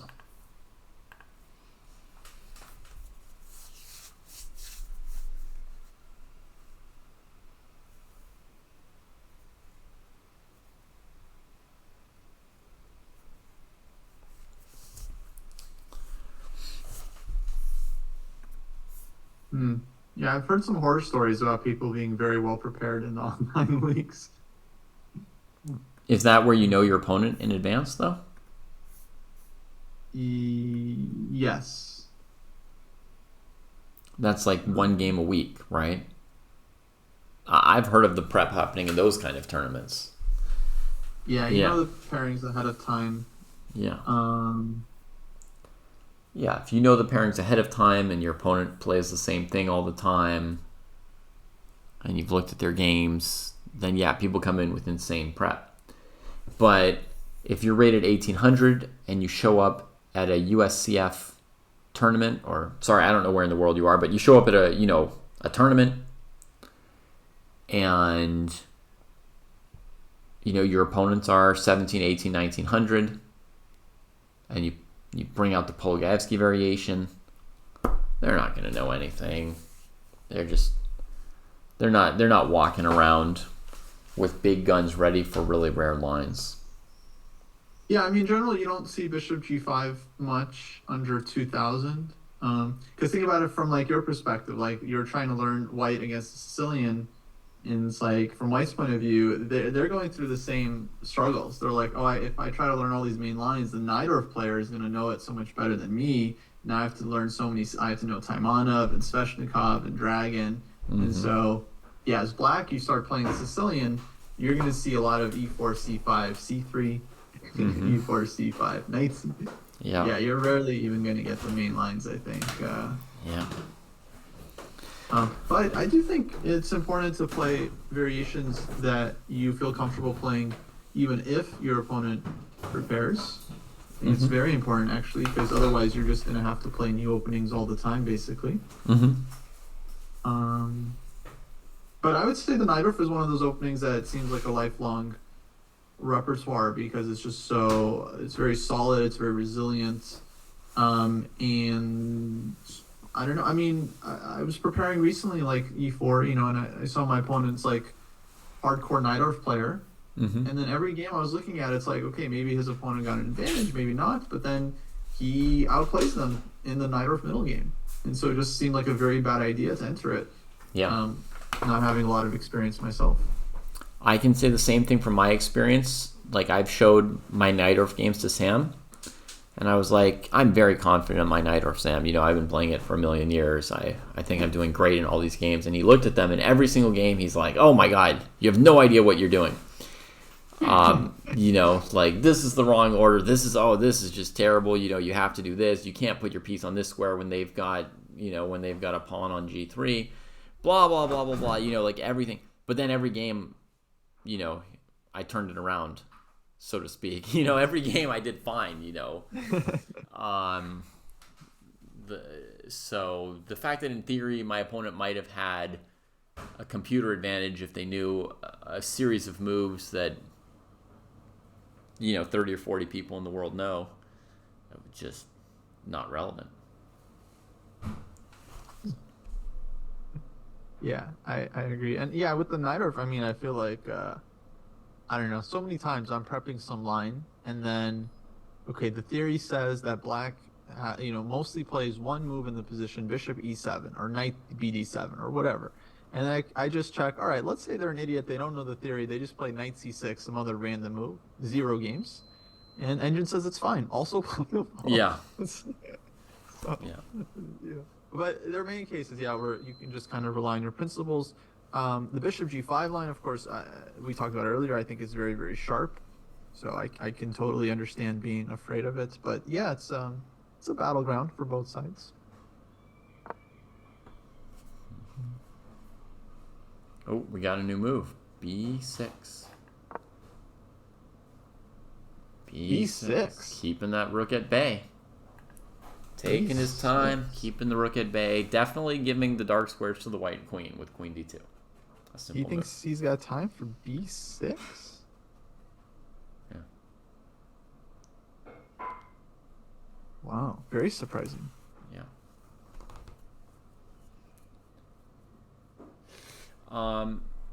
Soren is telling me that I should listen to you and Jesse and get a nice wooden chess set. S tier for sure. I have a nice wooden chess set. I have one. Yeah, good. I just think having like a nice local chess club would be even better. Also good. Both are good. So, I like having a nice chess set. In fact, I'm borrowing one here while I'm in France because I don't have one with me. But look at that. I've got like a king and pawn ending right here. I don't know if you folks can see, but there's a king and pawn ending on a nice wooden chessboard. Beautiful. Oh, nice. Loving it. That's the stuff. Yeah, I know. Nice wooden board is really where it's at. Yeah. I mean, basically everything we put on the list was a good thing, right? We weren't when we ranked what are the best things to buy with your chess money, there was almost nothing that was like just don't even get it even if it's free, right? It was basically a long list of good things. And then we ranked which ones were better than which. And so ultimately you can't put 8 things as S tier in that kind of a ranking. And I'm pretty sure I put Chess Club and one other thing as S tier, and I stand by it. Having a good local chess club beats almost anything. Yeah, does beat everything. Having a good club is nice, absolutely. Question about DGT boards. So that kind of depends. Because DGT boards, I feel like aren't the best. Like usually people want them for playing online.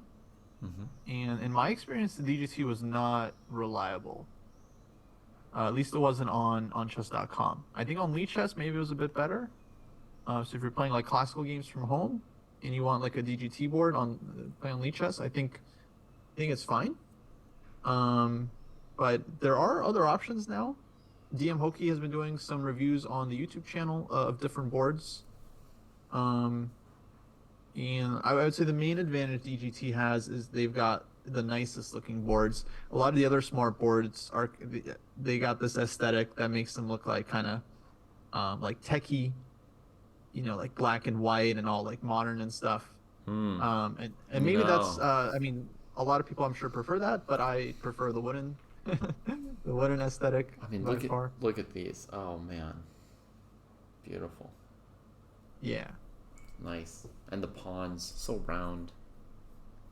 So I like the wood. I'm a classic wood pusher. I like pushing wood. That's right.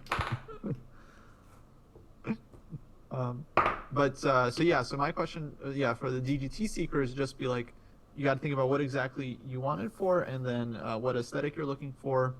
And if you're not totally attached to the wooden, then you have a lot of options of boards that technically might be superior to DGT.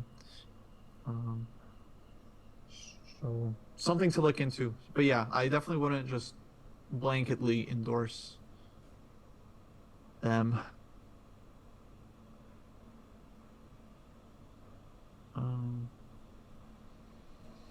Yeah. This b6 definitely doesn't feel right. Oh yeah, it feels actively bad to you. It doesn't feel particularly bad to me. But I think Queen C3 was the critical move.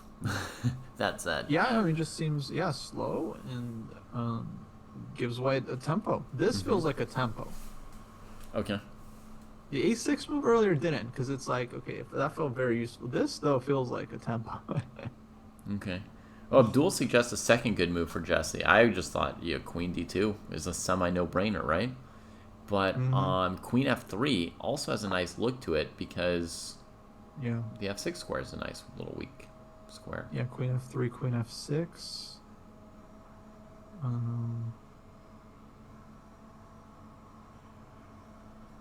Yeah. And beloved bookkeeper warns us all about giving tempi to tempi fiends, right? Give a tempo to a tempo fiend. Yikes. Absolutely, yeah.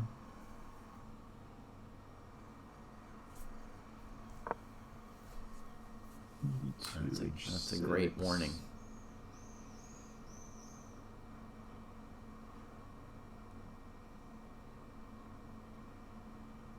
Yeah.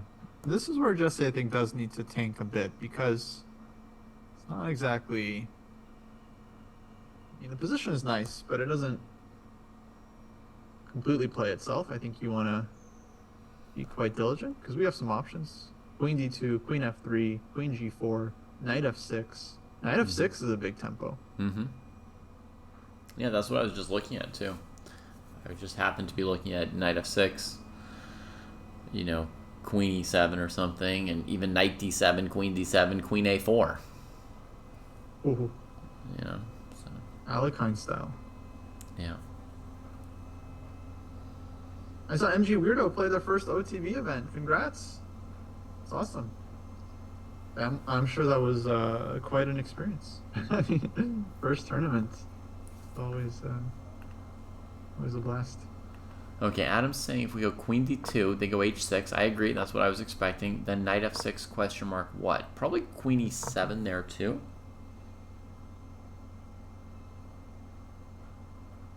Well, Adam's ahead of you. Oh, there's Knight takes D5. The Queen can never go to E7. Hang on. Yeah, I mean, even in this current position, if we go Knight F6, there's no Queen E7. So it's what, Queen D6?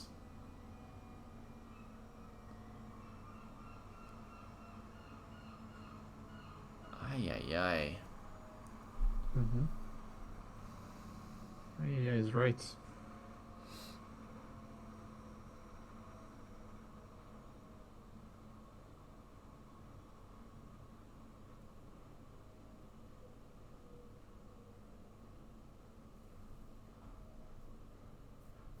We have a buffet of moves. A lot of options.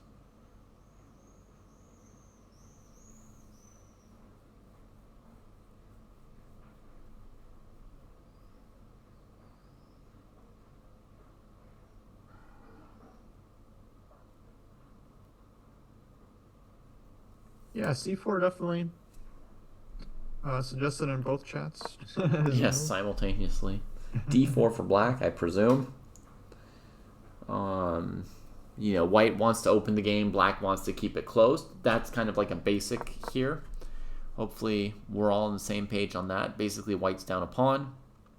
Black's king and rook are weirdly placed. So white wants to open up lines for the coordinated action of white's pieces. Black wants to keep lines closed.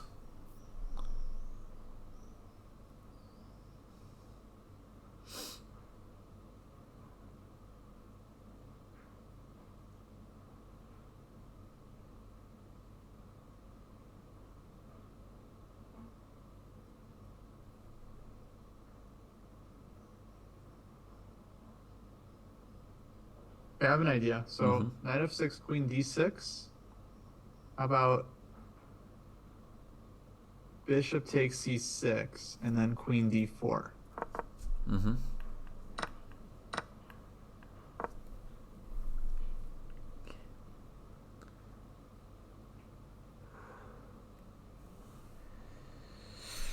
King E7. So king e7, yeah, because otherwise knight d7 check, maybe, or some knight d5, yeah. So king e7, I want a queen h4. Ay, ay, ay. I thought it's just like, yeah, this looked very green for white. Everything. That's a really nice maneuver. I have no answer.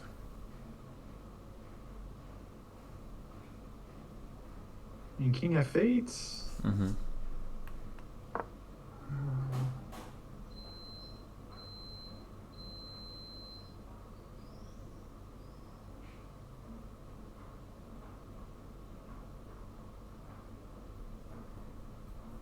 I don't know. Rook ad1 just feels like a rotten position, you know? Rotten. Yeah. Yeah, I mean, rook b4 is pretty appetizing. Yeah.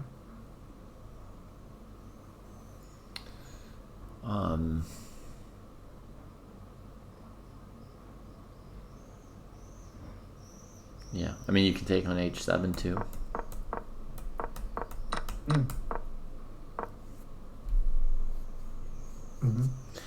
In this knight f6, queen d6, c4, d4 line, white has the move c5, opening the b file. Yeah, I was thinking about that. And then takes. I was thinking maybe bishop a4 there.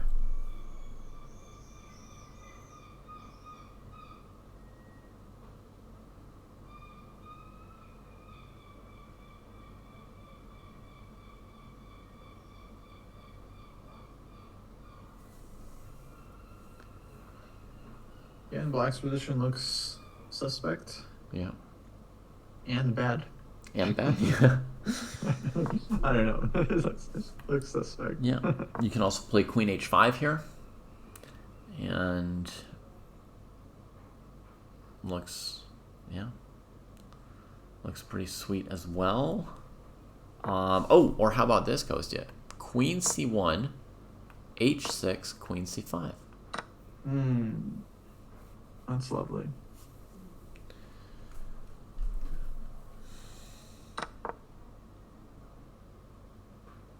I mean, alternatively, after queen c1, black just, goes king e7, knight e4, queen d5, knight c5. I mean, yeah, the game goes on, but it's going pretty nicely for white since we opened some stuff. Actually, maybe I should be more cautious about the c file.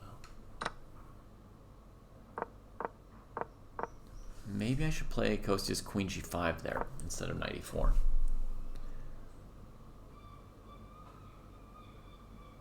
In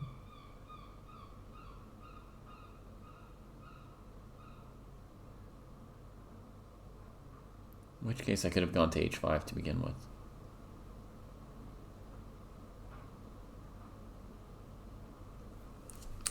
It looks fairly promising for white, all this. Let's see. What's the live position?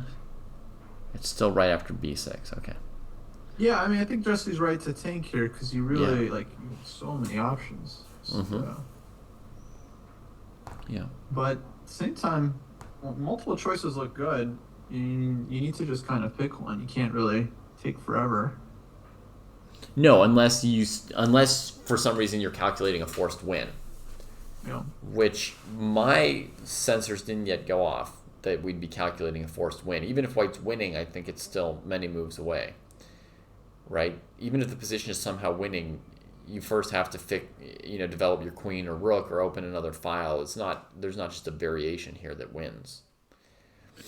No, not one that wins immediately, but I would be like super optimistic as white. I would think that like one wrong move for black could be it, and that there's just blunders lurking on every corner. Somehow knight f6, I feel like queen d6 is not it. Is not it, huh?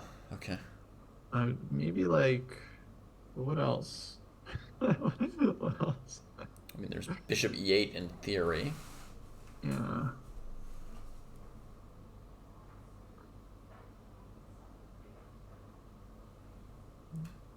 Yeah, it doesn't feel right. No, Rook c7? Because I just want to keep the queen on c5. Okay. Cover the dark squares. Mm-hmm. Okay, what I like to do against this is play something like queen d2. Yeah, it's and really then gonna hang. Yeah. if for argument's sake h6, right? Mm-hmm. Then I go to f4. Right. And if you don't play h6, I mean, queen h6 to g7 is even better with the rooks not defending each other. Yeah. Queen f4 and yeah. Yeah, those, I mean, it's just bad, immediately bad. It's winning there. Because you're throwing the rook and then also knight d7, rook e6. So, not good.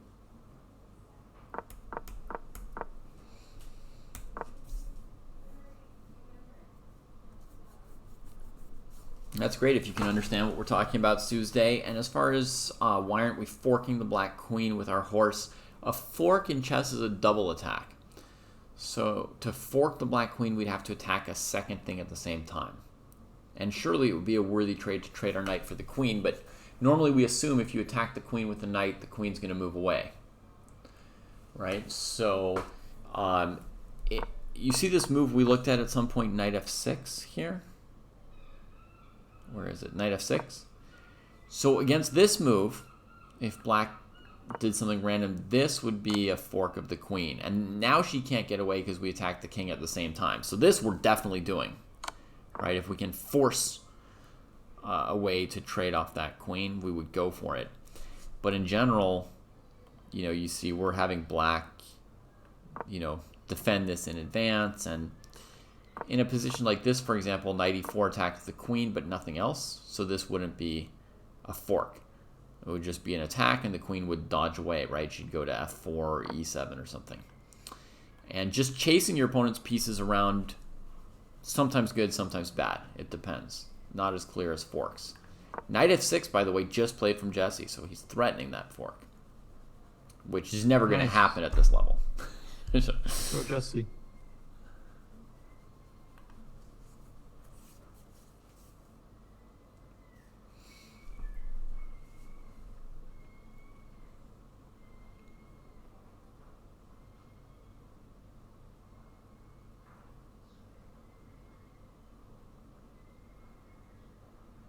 Beautiful. Knight f6.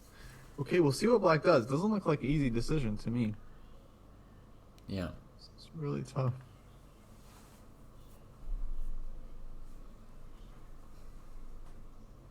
A good time usage, Jesse, spending some time. Still has edge on the clock. Mm-hmm. Yeah. But he's doing hard work now. He's at that phase where he's doing hard work. But so is Doug, and on the one hand, Doug is maybe a little bit more locked in because he's been working longer. But on the other hand, he's also going to get closer to, exhaustion of just time and energy and decision making and all that. So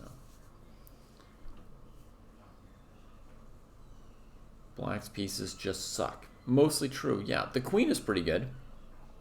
In a lot of positions, the easiest piece to get on it, to get doing something is the queen. And here she's covering a bunch of dark squares. Another nice thing is the pawn on b6, blocking white's rook on b1. So that rook definitely needs some work done, right? That rook is not at maximum capacity right now. Rook on c8 is fine. As good as could be. So it's not all of black, but there's some problems. There's some problems.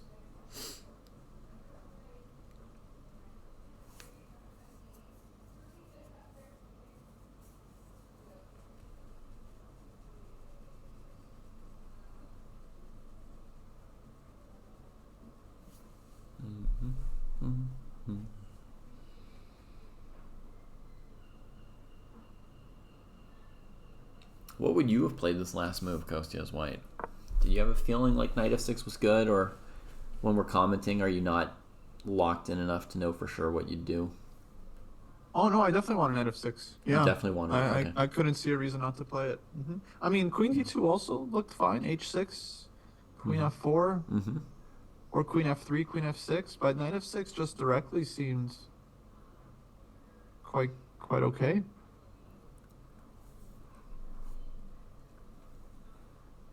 So yeah, prediction up, guys.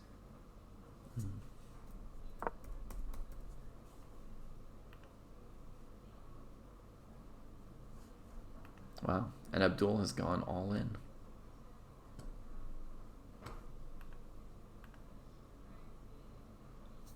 All in. All right. So the moves available for black, we've got queen d6, rook c7, which looked pretty meh.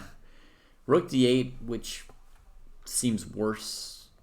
Seems bad coming off that file, but I mean, I don't know. Maybe it's resilient. Rook d8. It's creates a scenario where a lot of black pieces defend each other, right? With rook d8, your rooks are still able to defend each other. You defend the d5 pawn in advance, so you're kind of dissuading c4 and so forth. Yeah.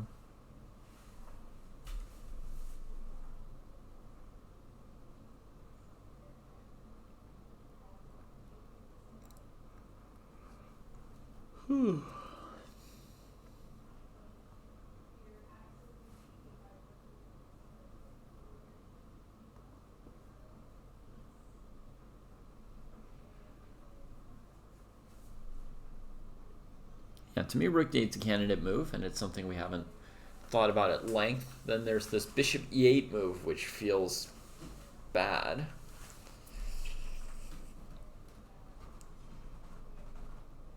But I don't think we like 100% crushed it or anything. Bishop e8, rook d8. My instinctive move, queen d6, which was so-so.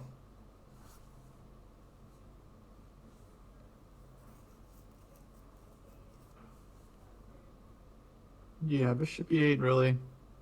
Well, I mean, I guess nothing feels right for black anymore. Now it's just like you have to play the best, worst move.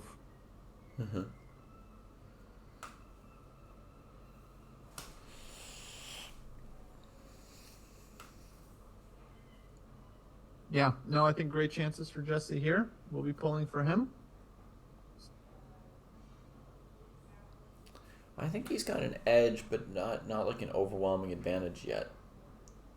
Having played positions like this, it's not that easy to push black over the edge. Right.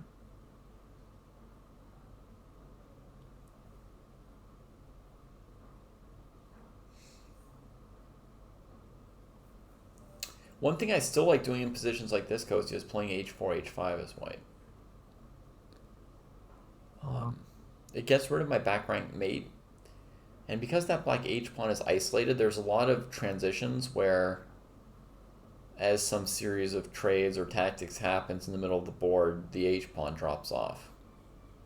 You just win the h-pawn and you promote your h-pawn. I like for it to matter, you know? Like for that to be like, oh shoot. Why not? Yeah. It's a good point.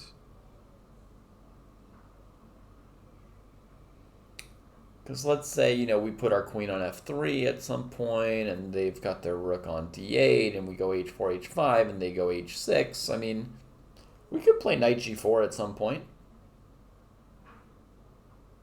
Yeah. And have sort of another thing to target. And I feel like black has to play h6. If they let the white pawn come all the way to h6 itself, then black's kind of, I don't know, more sort of checkmated over on the king side.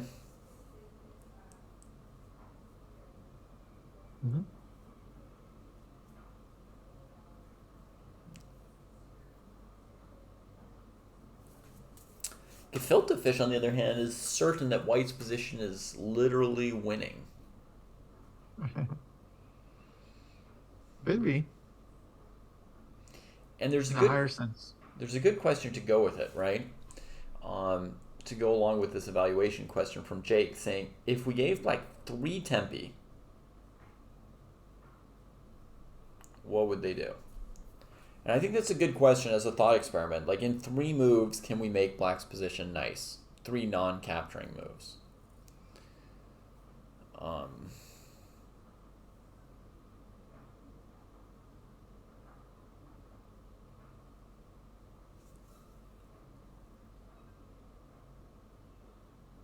I mean, yeah, we can improve the position.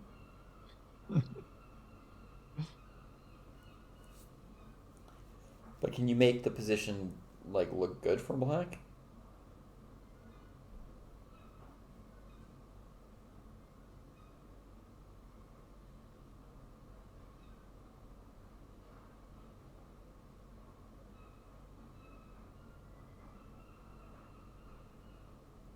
I mean, I think rook c7, you put the king on d8. I think you're happy there. Mm-hmm. Happier. Mm-hmm. Yeah.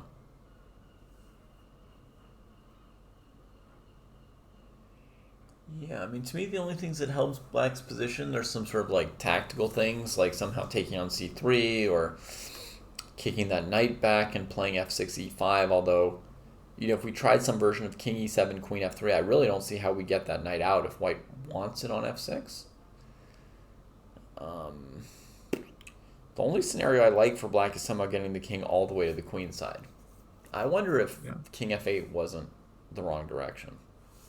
I think it was. I think we were looking at king d8 earlier, and that seems like a better try. Mm-hmm.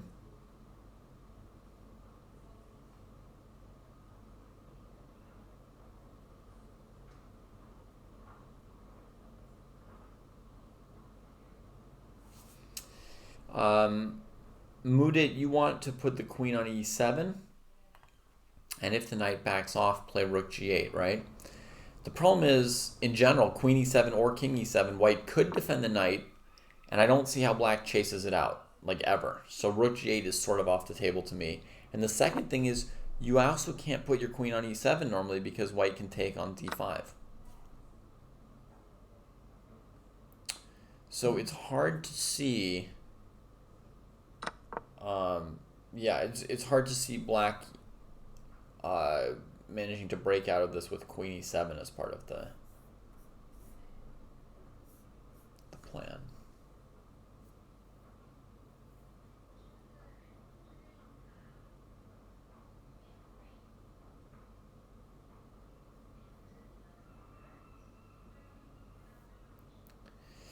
And Kostya's idea, rook c7, black king on d8.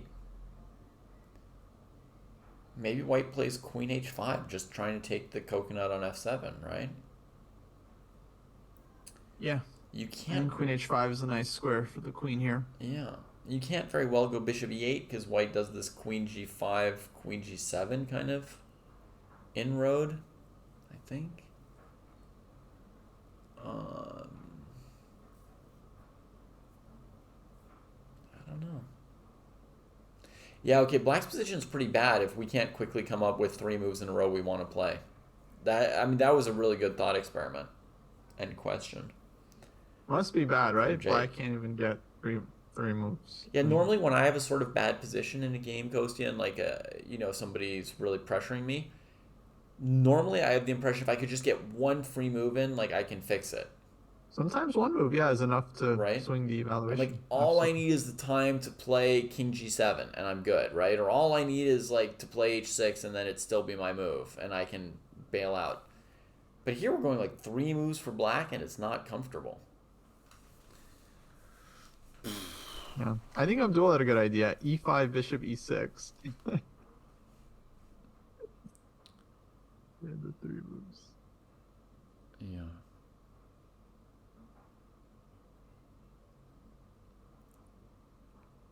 And as Jake says, it's hard for the king to ever get to d8 again, right? Because you cross the e file, white takes d5 in general.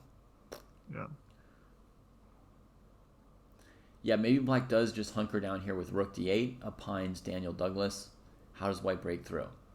Eventually, maybe knight b8 and try to trade some things off. Yeah, I agree. I think rook d8 is a major candidate move. Wait, we've just gotten a move. Queen d6. I told you, that's what it felt like. That's what it felt like here. But I think Queen rook d8 D6. might have been a surprisingly good move. Surprising and resilient. It doesn't make sense to come off the c file. We called that one of black's 2 pieces that was on the right square. But it really dissuades c4, which is an important way for white to make progress, right? To me, it doesn't feel like it changes much. Like, okay, you go Queen H5 here as white. Queen H5, H6. Feels like white's still, very much attacking. Mm-hmm. Well, yeah, that's undeniable. I agree. I agree. So I don't know. But with Queen D6, what I didn't like was this line with just Bishop C6, Queen D4. That was pretty annoying for black. Okay, so that's going to be immediately right here. Just trade Queen D4. 5 position, yeah. Yeah, Junior R1 against Rook D8, Queen A4 is definitely a significant move. We could check real quick how impactful it is. Yeah, it could be bad. I didn't see that one. The knight can't go to B8. Can't go anywhere. And knight takes is coming. The bishop can't get it. That might just win the game, yeah. Yeah, that might be enough to finish it. So much for solidly defending everything. Passively. Queen D6. I think Doug has played, bravely and at times really confidently, given the opponent seemingly knowing something about the position. I'm impressed, and yet the position is so difficult that it feels like there could be a little bit of pressure on the clock as well this game. Yeah. I mean, I feel like he's done a great job to have 53 minutes left, but he's 1 or 2 more thinks away from being really short on time for a game where he might have to play an endgame as well. Yeah, absolutely. No, I mean, sometimes you survive for a bit, but then, later on, you'll still need time to find some precise defensive move. Mm-hmm. Okay, Abdul says, how about in the bishop takes c6, bishop takes c6, queen d4 position, trying e5? Mm-hmm. And Abdul says there is hope in an endgame after queen e5.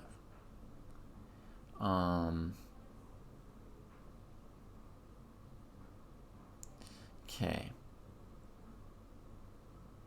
And just checking rook e5, queen f6, rook e8, king g7 is nothing? Yeah, looking at it, but seems to hold for black. Okay.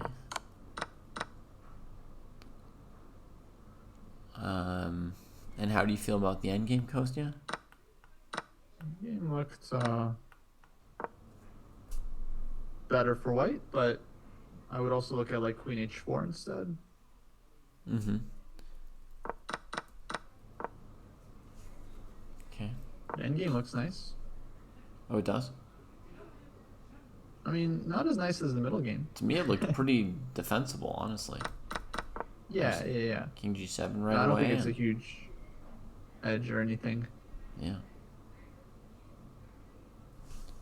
Yeah. Yeah, I look at queen h4. Elder Scrolls, by the way, we feel similarly about this. We can tell the position looks bad for black, but we don't know how white advances either. It's definitely some searching for us to figure out how one makes progress. You want to look at queen h4? Sure.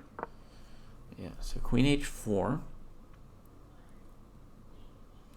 Yeah, the e5 move is kind of double-edged, Abdul, because it has given you some space. It is fighting back, but it also weakens the d5 square. And white, might actually use that as the way they finally break through. We couldn't make rook e5 work, Merles, but if you find a line, tell us about it.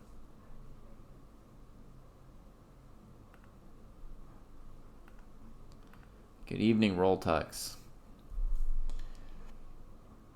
Queen h4. Yeah, go Jesse.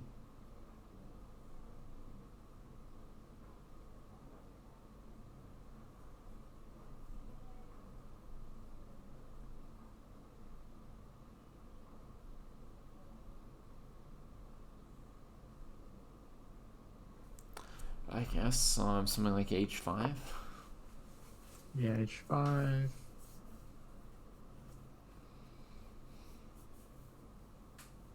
Queen g5 to prevent rook h6.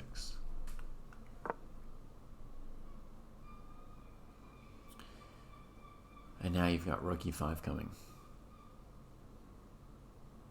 We don't know if anything's wrong with c4 in the live position, by the way, Dodge. c4 was my approach to the position, and it seemed promising, and Kostya thought bishop c6, queen d4 looked really good, so we're looking at that.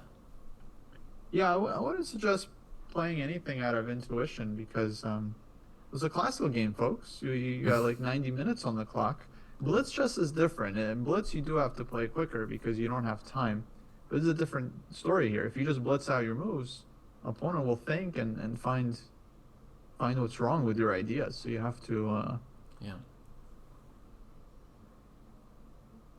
Gotta be careful.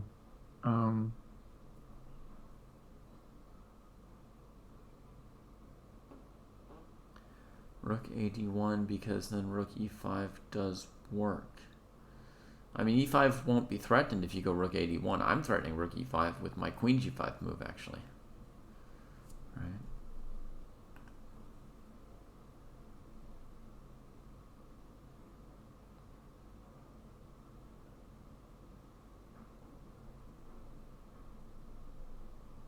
Yeah, I think Merle's refuted the line though, actually, with e5, rook e5. Wow, very nice geometry. Rook e5, queen f6, check, here, check. Oh my lord, I forgot about the rook on c8. Yeah. Wow. Beautiful. Nice work, Merles. Rook e5. Oh, crushing. I mean, I still like lines with, queen h4, but okay, obviously it's not playable for black. We can just go rook e5. Yeah, that's just the end of it all. Wow. Good calculation. So, back to Kostya's queen d4. Previously here I played king e7 and Kostya played queen h4, I think. Right. Then Kostya was happy and I was unhappy, and I think that's about as far as we got. Well, maybe we played king back to f8.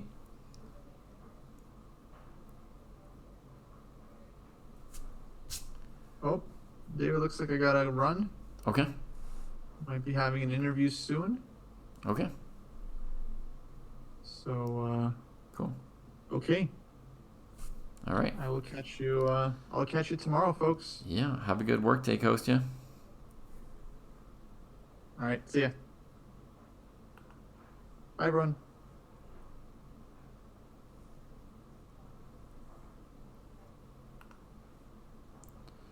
All right. That was Kostya Kavutskiy.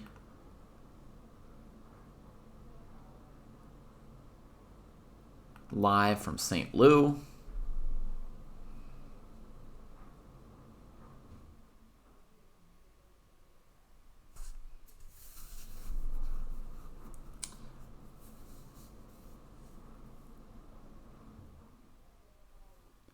Yeah, Kostya's interviewing the players for the St. Louis broadcast of this event. And coming here to do the, Pro Jesse hangout when he can. Well, we could click and see if there are any other games that looked like they were threatening to end in short order. Like there's Larry Christensen against Novikov.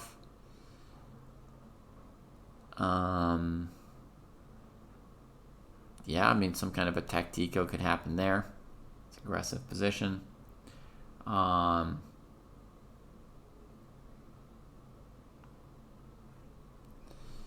Then we've got Shaba versus Akopian. That looks like it's got a long way to go. Kaidanov versus Benjamin. Likewise, long way to go. Then finally, the most wild game, other than Jesse's, Becerra versus Kostya. And this game is huge. And what's going on in it? White's got a pawn on h6, so the game could always end suddenly.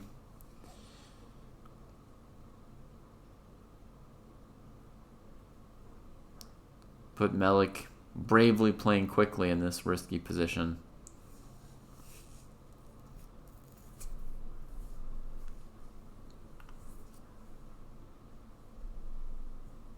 I agree, Michael. It'd be fun to have Eugene join at some point.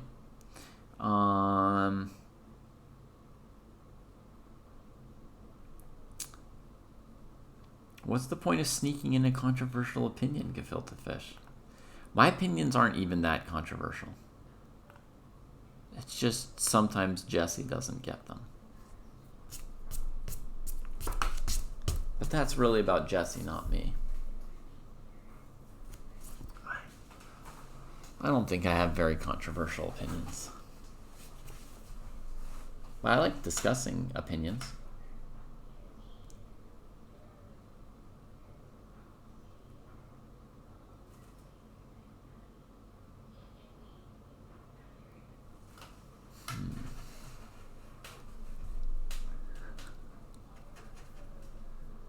The Philidor one was controversial, but that's kind of exceptional. Most of my opinions are less controversial than that.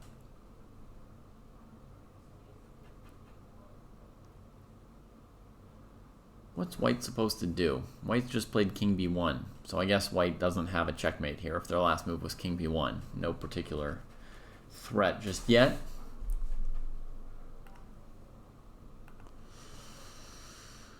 All right. Well, back to Jesse. Queen D6 played. So Bishop C6, Queen D4.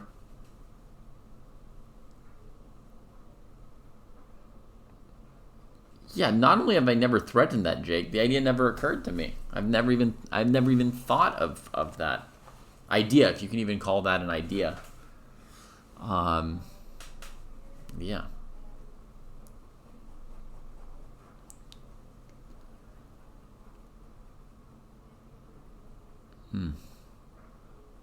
Queen D4.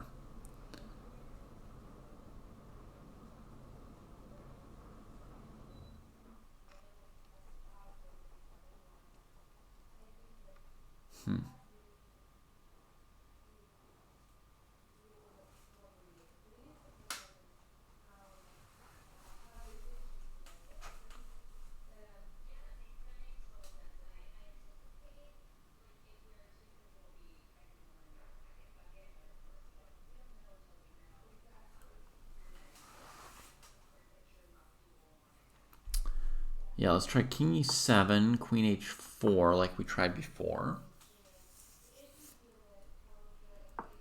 Merle says maybe Rook D8. So against Knight E4, is he going to play this against me? Yeah. Knight E8. Still E5?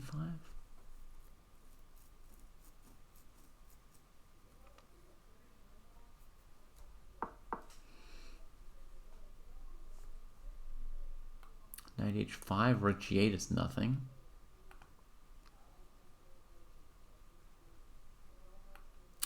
Knight D7, check King E7. I don't seem to be going anywhere.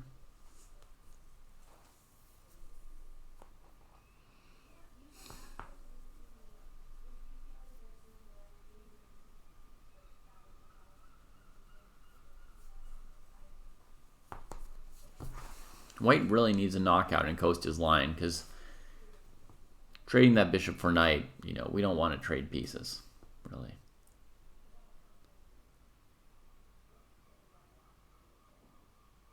You didn't even see that you had e5? Okay. What were you planning to do if I moved the knight?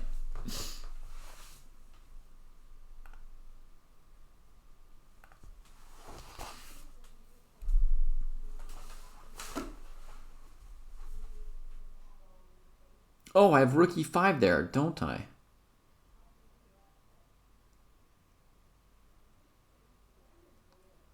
Okay, let's go back to 98 again for a second. 98, e5. I was thinking the same thing, Jake, as I was despondent about tactics. Maybe I'll just play rook e5, you know, here, just lock in all the squares.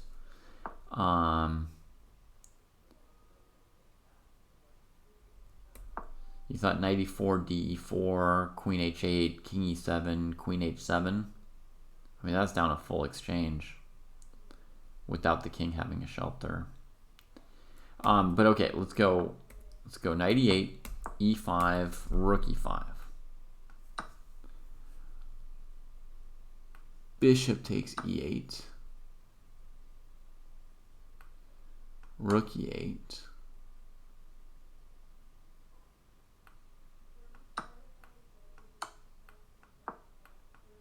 And then let's stop and evaluate for a second, right? Abduli's not here, so we can stop looking at his line. But I mean, the point is that Kostya gave us a good idea, so we get to pursue it. And his avocado is still lurking next to me. So if we evaluated this position, I would say white's up a pawn, safer king, same number of pawn islands. It's just borderline winning. Borderline winning. So I think we can go for that line with 98 and stuff. So let's see, do we have any... I mean, it's a tricky line. Let's see if we find something better than this for black. But that line, I think, was really strong for white. That first one we just looked at with e5, rook e5. And I'm going to play rook e8 check. I took with the bishop as black because I knew white was going to sack the rook on e8. So it's better than rook e8, white takes, and then white's up a full exchange as well.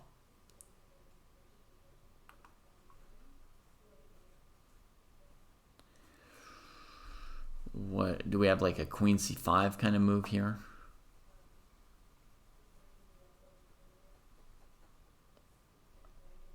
I think I've got something slick ready for queen c5.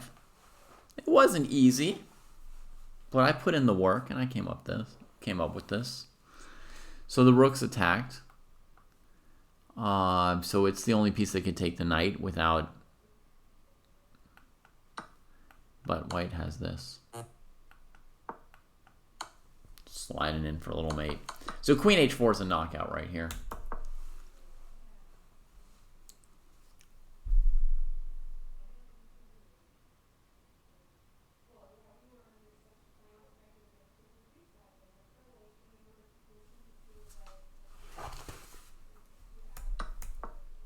I think knight e8 is a winning move, more or less.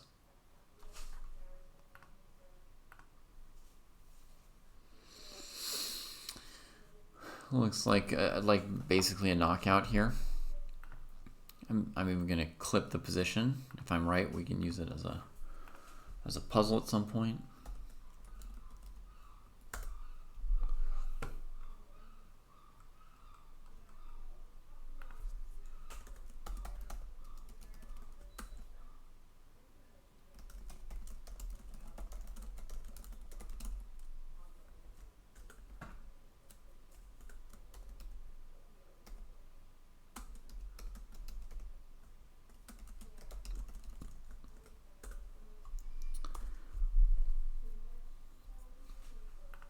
I mean, for the moment, Kostya's idea is unrefuted.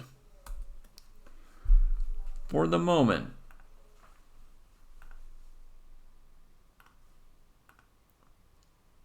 Is the endgame after bishop e8? You know what you mean in my mainline, Merles? Is it winning this position here? I don't know 100%, but it's probably winning. Likely winning. Plus 1.5-ish would be my old human evaluation from 20 to 30 years ago. Plus 1.4, 1.5.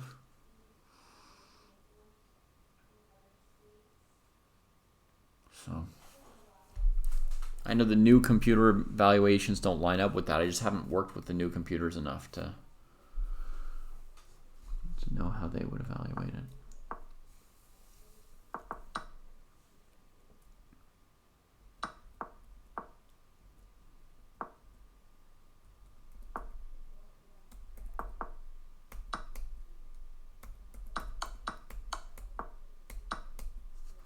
Like queen g6, would I trade? No, definitely not, Merles. That gives up half my advantage. And I'm not in the habit of giving up. Wait, my rook on b1's hanging. I don't have a lot of choice, do I? Ay, this move takes away a lot of my advantage. But no, I can't trade it. You know, I'm forced to go this. You could call this basically like a forced move. I have to give this and this here maybe, and then maybe the open file is even better than attacking the d pawn. I don't know. So maybe I'm only plus 1.2 instead of 1.4 or 1.5 now. But the issue is if I trade queens on g6, I mean, it's horrible, right? Like, I give up the outside passer, and I give up the fact that black's king is exposed. Like, my two biggest advantages in the position, other than that I'm up a pawn.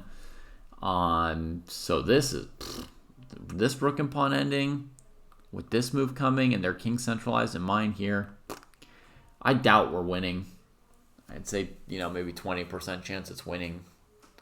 80% chance it's drawn with best play. Certainly it's feels like giving up a lot of our advantage. So check here. But this should still be playable, right? I mean, we lost some tempo, but we still have all our advantages, right? We just put the queen on f3, g3, h4. You know, look at shots against this king. Yeah.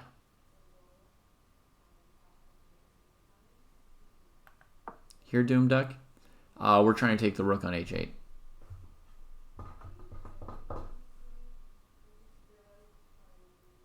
The point is to make a fancy double threat with the knight.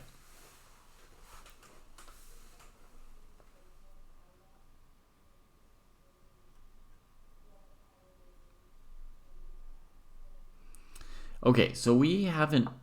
Jesse's like deep in the tank on this move, important move. We haven't come up with anything against bishop c6, queen d4, but it's a really... to me, it's an inhuman approach. I am surprised that Kostya came up with this idea so quickly, because it's really like a non-instinct move for me. I'm pretty hung up on my instincts. But what I wanted to play was c4. That's my instinct. So we can have a look at that.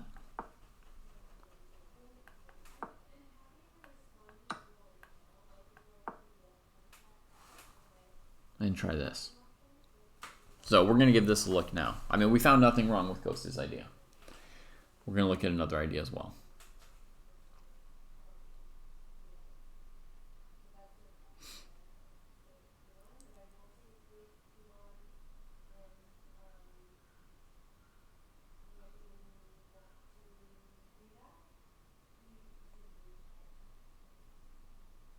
All right. So in this position, white's primary threat is queen takes c5, just straight up boom. So let's try to survive, or stay alive.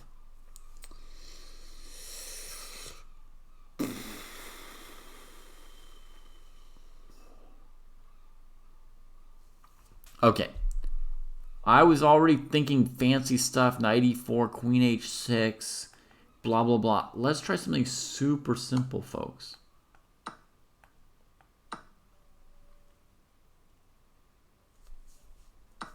Wait, maybe simpler. Throw this in.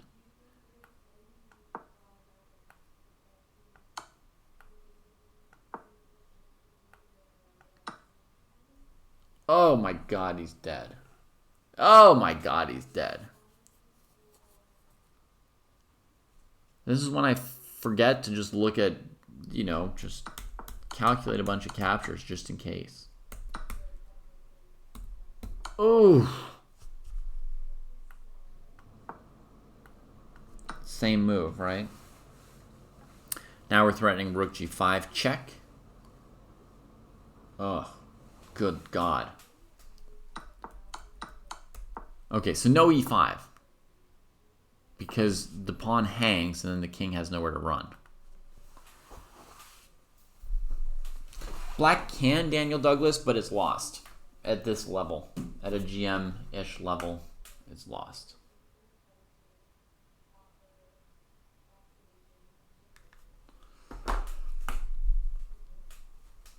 Okay, Merles suggests h6, but h6 is lost to this move, right, Merles? Just the end of the whole game. This was my threat A. Quite a bit more threatening than queen h6 check.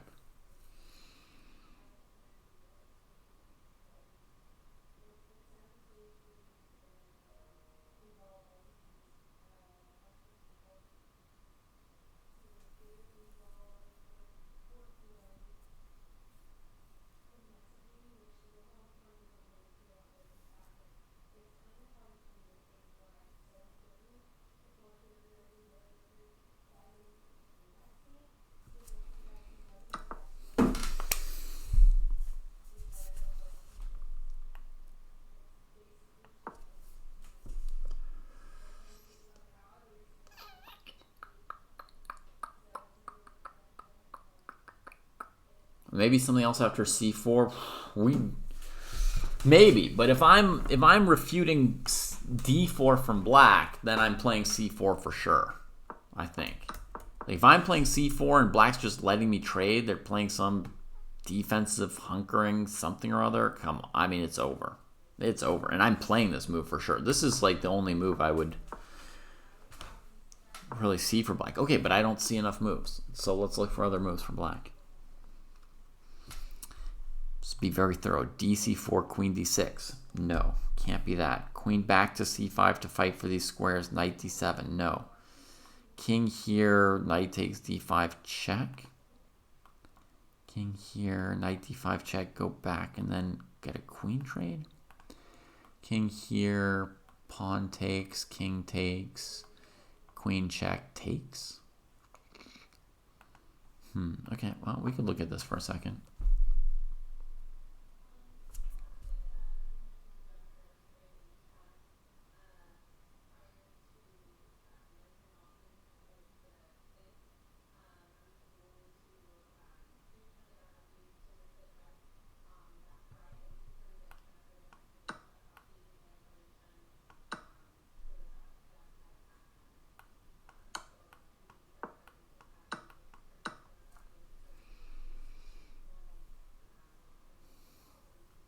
Black's alive.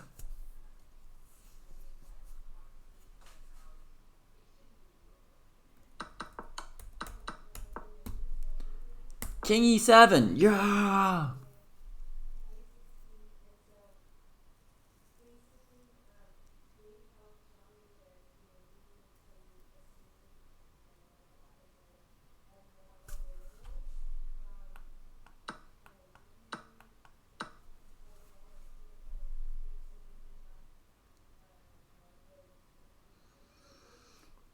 How about this? How about this? And then black can take back with queen or pawn, right? Whichever one, we just go to a4.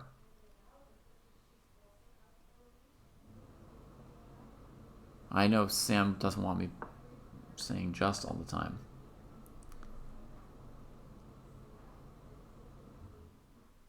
Oh, Abdul says we could take on d5 and allow a queen trade. Fair enough. C4 from Jesse after 30 minutes. Yes. Yes. I'm a GM tonight. And so is Jesse. He always is.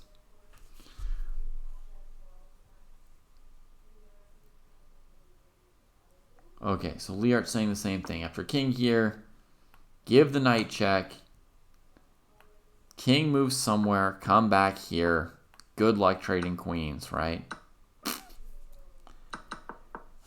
King back this way. They're playing knight f6 anyway.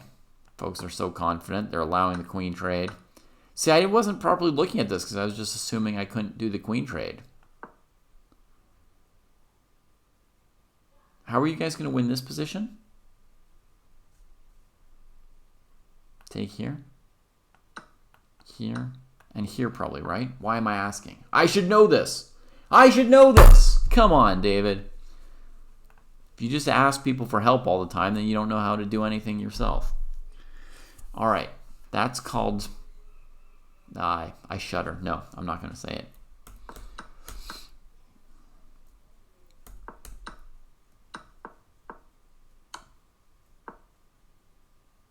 All right, so we dealt with king e7, an outrageous candidate move. That was a reach to find that move. What else is there? Oh, Lord.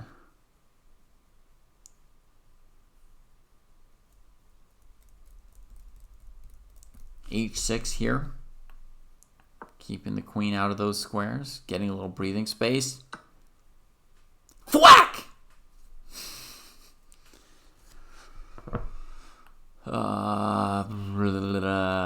Here. Hitting the knight.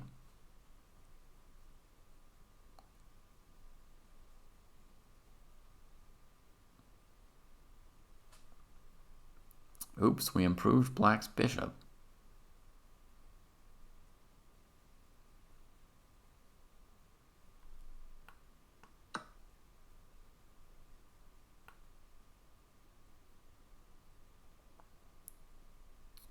That's an important question, SB McManus, but I think I answered it.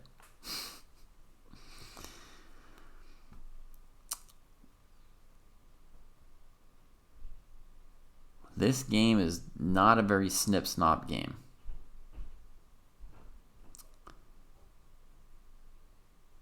Esa partida es muy thwack, thwack, thwack. Have it, you fiend kind of game.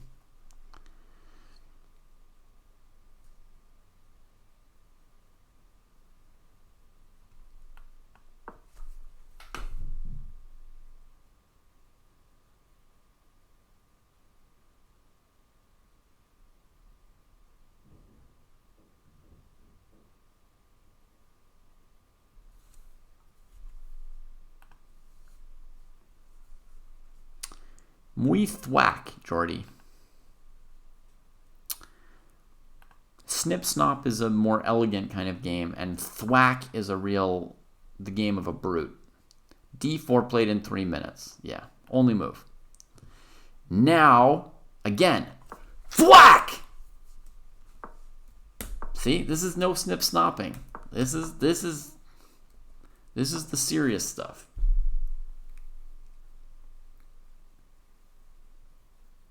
This is that serious stuff. You getting murdered today, Doug. Oh, no. Oh, no. There's no massaging an endgame or nothing. This is just...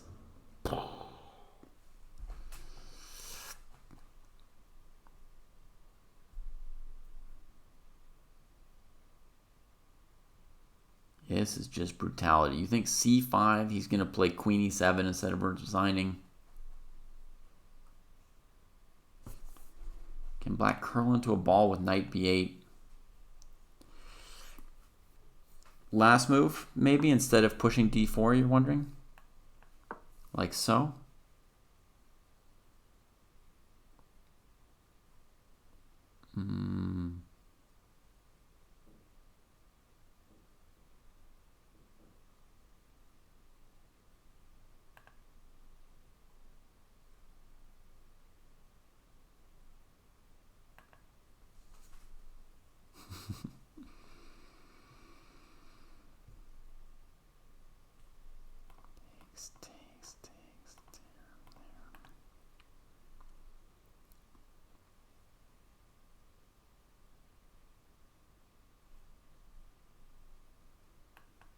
My instinct is we would just take, you know?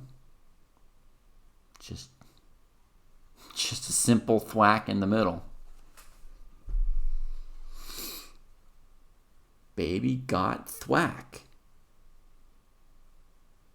That's what I would say about Jesse's chess style this game.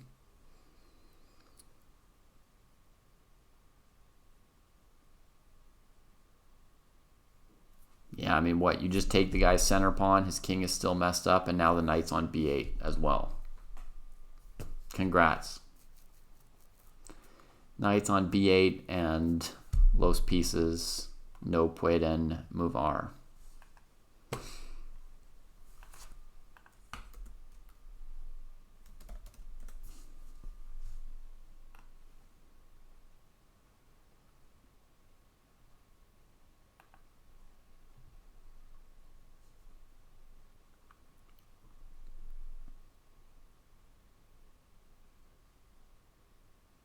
Yeah. I mean, it makes sense to ask about knight b8, but I think, yeah, I mean, Jesse's threat with c4 was to take on d5 and open the game up, and it doesn't prevent it, right? He still takes. He still starts to open up the king. I think it's a winning advantage for white around here. So d4 was played. I think c5 is a nice move. Might not be the only nice move or the only move. But my instincts, my innate thwacker is just insisting it's the move. And we did say with Kostya that this is my kind of chess. This is like exactly what all my games used to look like. I mean, not all my games, unfortunately. Every now and then you don't get your kind of a game, right? But, I mean, this is like straight up what I was trying to do every game, the kind of moves I was looking at every game, and I think c5 is a good old move.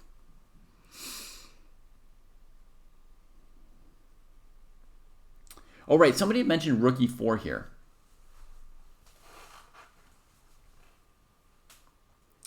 Someone had mentioned this rook e4 idea. The idea of rook e4 is to trade and then take out the pawn while, you know, opening a file critically. So this move, there would be takes here. And that's convincing enough, honestly. Like, black's structure is a shambles. There's nothing good about their king or their rooks or anything. You know, rook d5 is coming. This piece is tied up.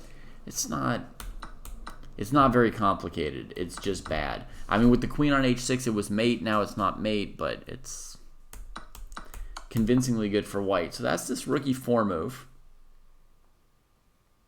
And what else is black supposed to do about that move? Maybe rook d8, defending through. That rook is looking through you. What did I know? I thought I knew you. Where did you go? Also, to consider is this move for black. Look at that. And then the pawn starts to have aji, you know, it starts to restrict what white's pieces can do.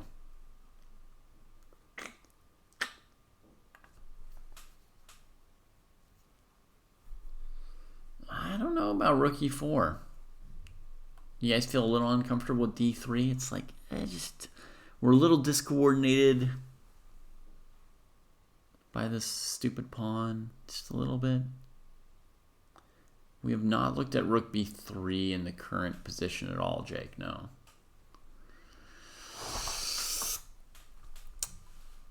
Queen h5 was the move. It's like c5, but it's missing a little bit of sauce, boss. Just a little less sauce.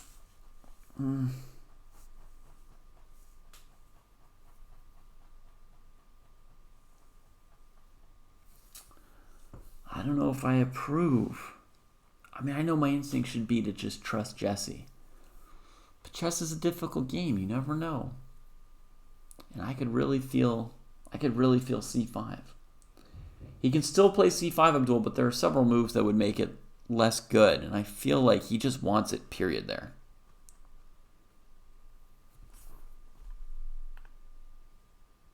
I didn't see d3 either earlier, Samuel. But yeah, I mean, rook e4 is a nice idea. Against e5, I think you're just winning. But the sneaky rook d8 and the possibly annoyingly tactically resistant move d4, d3, looking to cause you some trouble, neither was so easy. So I feel like c5 was the move. Man, how is this guy playing so fast? h6 keeping our queen out. But this just walks into c5. Hang on, Baus. Did you seriously not even consider c5? This is the thing. Like, playing quickly is amazing as long as you stumble upon the right moves. It puts so much pressure on your opponent. It's so annoying. But every now and then when you play quickly, you blunder, right? I mean, that's part of playing quickly. What the heck? Oh, Jesse plays this in like 2 seconds, dude. Thwack! He's already doing the like adrenochrome pose now at the board.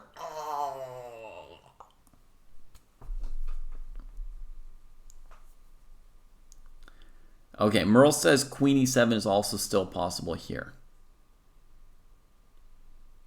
Perhaps. Perhaps.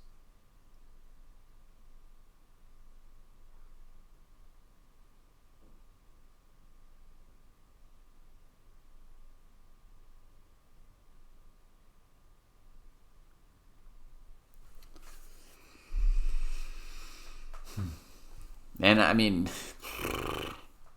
he doesn't really have moves other than queen e7 here.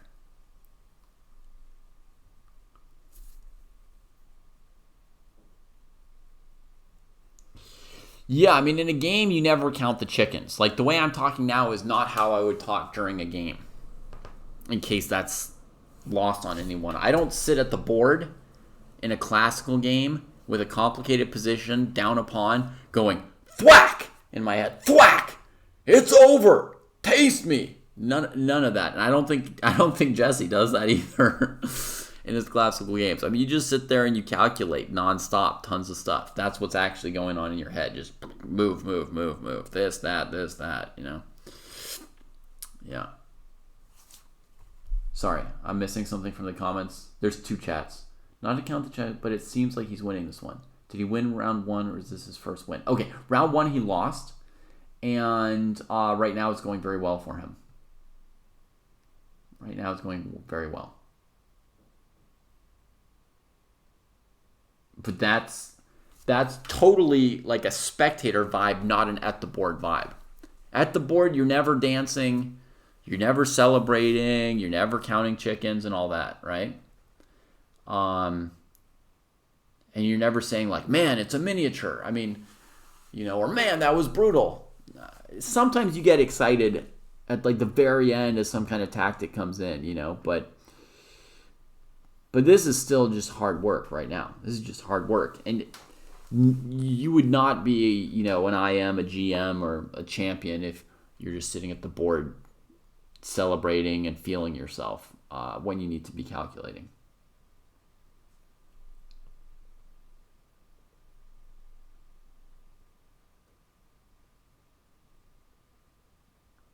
Yeah, I imagine that too, GCA. And to be clear, that's Jesse vocab. You know, half of what I'm saying is just stuff that Jesse would say versus stuff that I would say.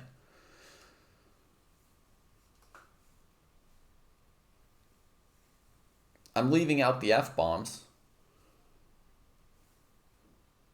And every now and then I tell you guys some things that I think.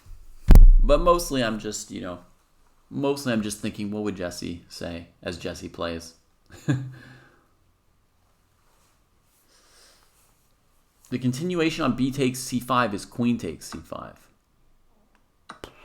Queen e7 has been played. This is just, you know, the death.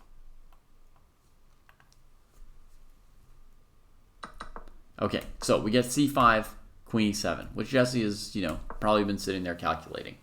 Okay, there's multiple options, but we know the position's good for white. Basically, that's a starting point to this.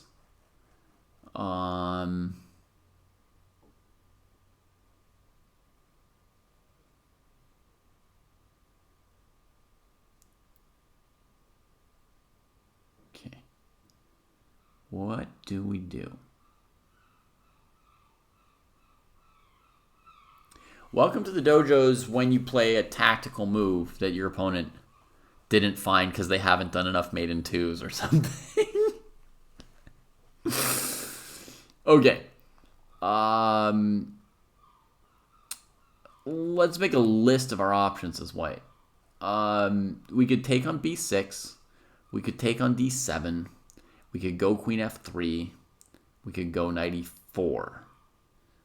Probably can't go knight d5, queen c5. c5 first was better than this. Yes, Merles.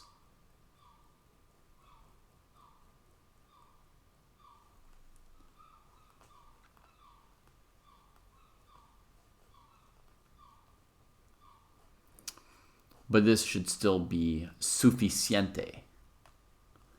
Because if you played c5 earlier, right, and they play queen e7, one of the main candidate ideas is just to put your queen on f3. And then why would we come to h5 and have them slightly improve their position with h6?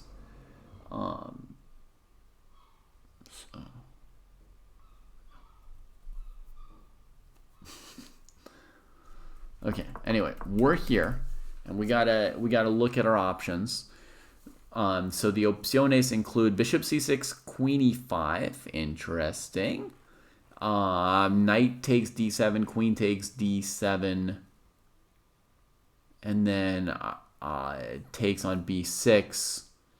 And then maybe bishop c6, queen e5, just to take the d pawn. Game goes on a little bit. Yes, cb6 immediately is one of our options. Jake, black would probably take back. How do I know white is better? Is it still preparation? No. You can look at his clock. They started with 2 hours, so they've been thinking for a while. The way I know white is better is my experiences of chess positions telling me that white's better. All right, so let's look at cb6 first. AB6 is what I said I think black would do, but the testing move is taking the knight. Then we go boom, hit the rook. Rook's got to move. We've got bishop takes c6 and b8 coming, so the rook goes here to stop the pawn. We take, hit him up with a check, and take. And we get this position. So in this position, material's equal, but the b7 pawn has become just an absolute monster. So evaluation.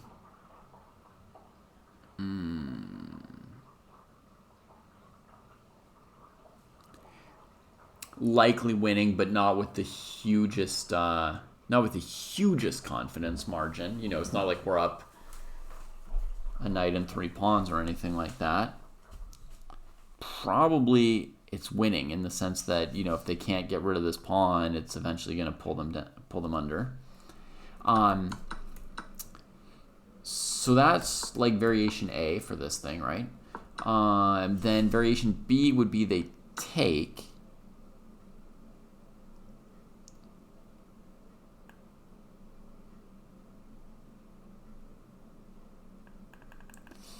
Now we can keep the tension going, right?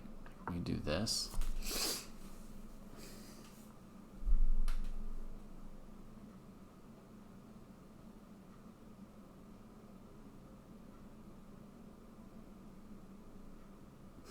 The rook on h8 is a chump. As long as we don't trade off this knight, right? If we trade this knight for some kind of concrete operation on the queen side, then the rook gets unchumped. So we really want to know what we've got before we do it.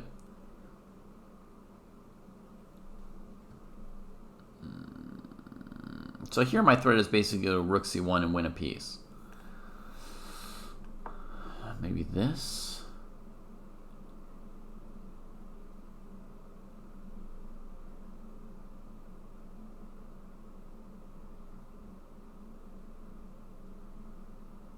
I don't want to let the knight back out now, do I?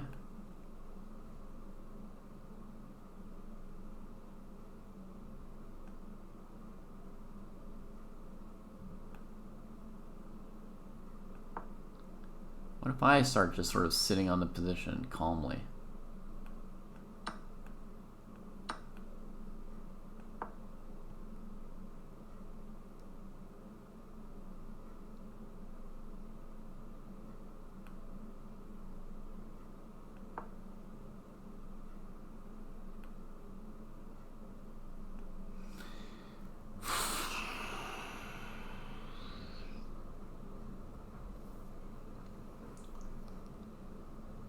Whatever I didn't do was probably because I didn't see it and blundered and stuff.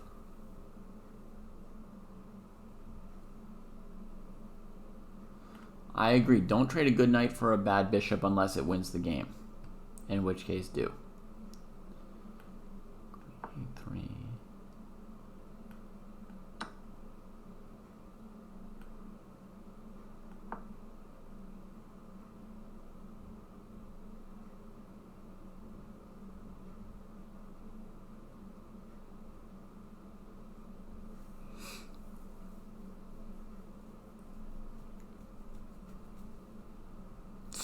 Still work. Still work to be done. Incredible how hard it is to win a game, right?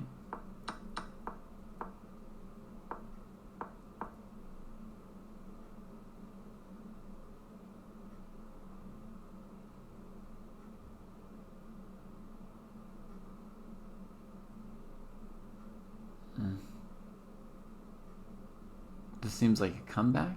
I mean, seems like white's better. Okay, what other folks want me to do? Someone wanted me to just trade and put a rook on c1.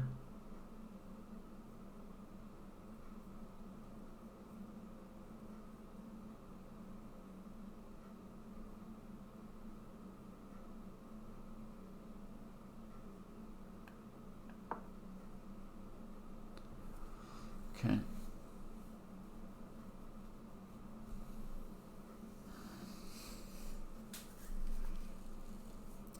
It's more or less what I've got.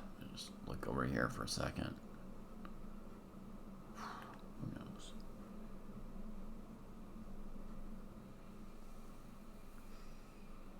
Abort, abort, somebody says. What did I do wrong, Jake? Are we aborting because this annoyed us?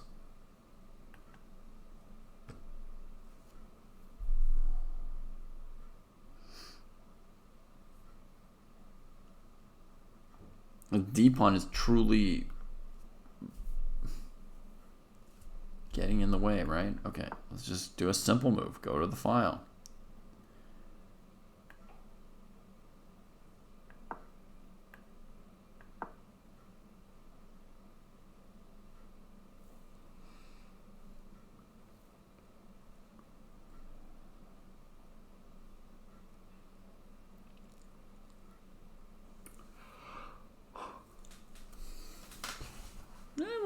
White might still just be handling this just fine. MG wants the knight back. Fair. Another suggestion we'd had, a different branch, just for a different flavor, folks, was to go here, here, and here right off the bat. Looking to win an exchange over there.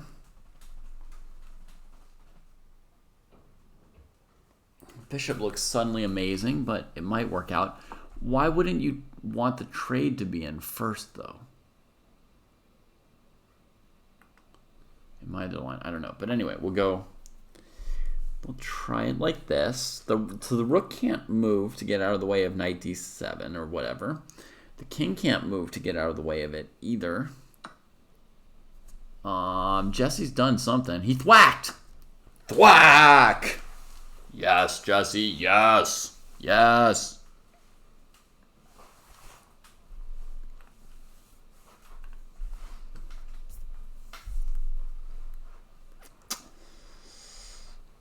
Playing like me.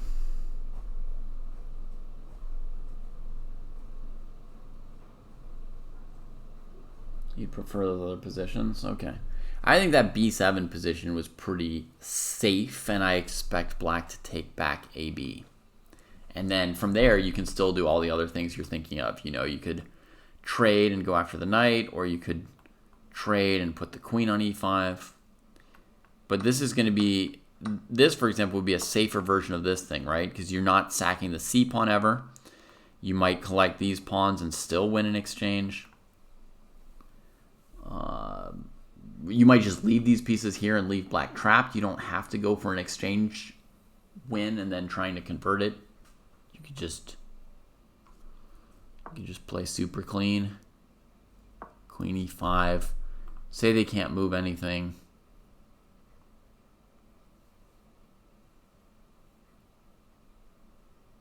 Yeah, I mean, queen c5 is the only move. They just can't move their pieces otherwise.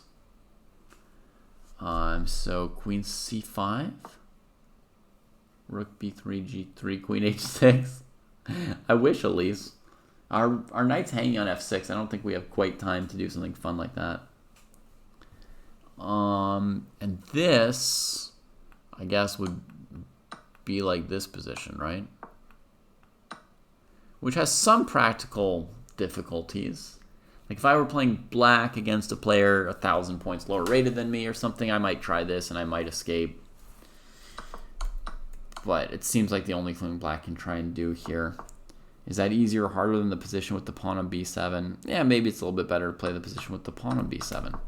Okay, is there anything else to do after queen e5? No, there's nothing else to do, really.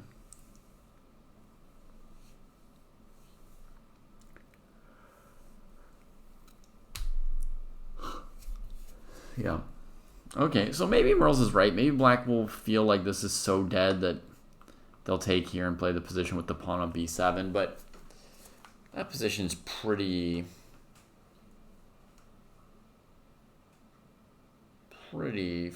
clean for white.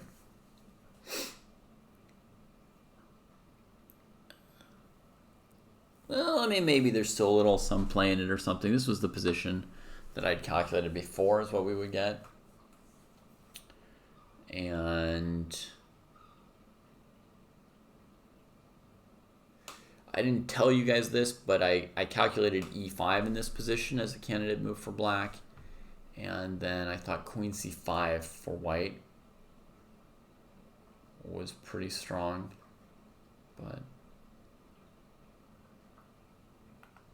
you think d3 might give hope here?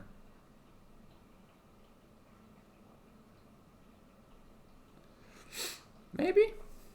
Yeah, maybe a little hope.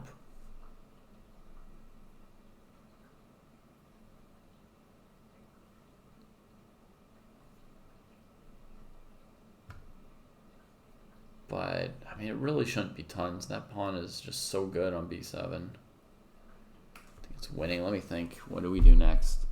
Lift a rook. Rook to d8 is coming.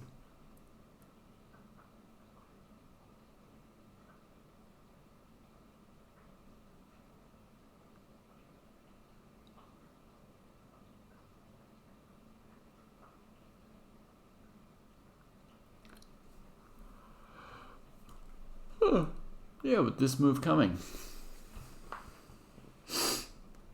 Rook e3 looks tempting, right? But rook h d8. And then we're worrying about how we keep that d pawn under control.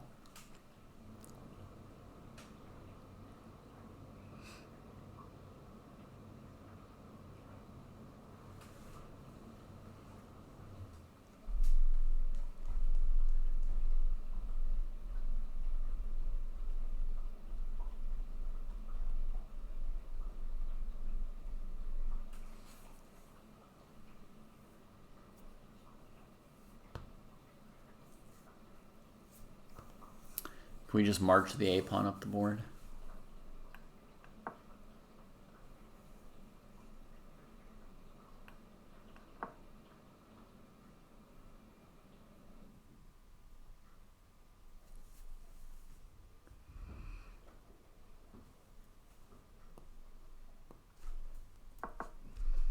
So like rook e3, rook here, check. No, king here or something. Or here. But this thing is annoying, right?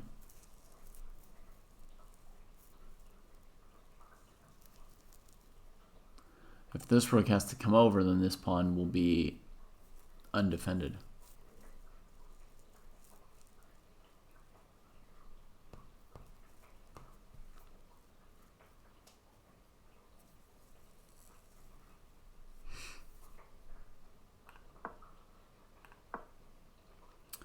My threat here with a4 is to bring the pawn to a6, and then I have an extra rook.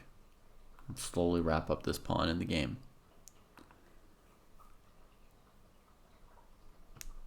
So I fight back with a5 from the black perspective.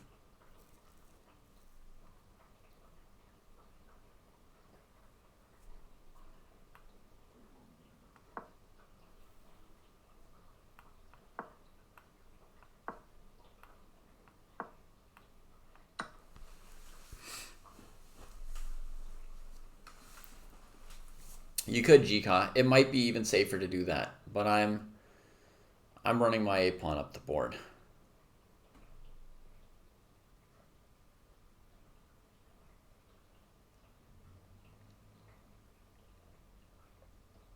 And I'm feeling like I'm in control of the game. Pretty fine here.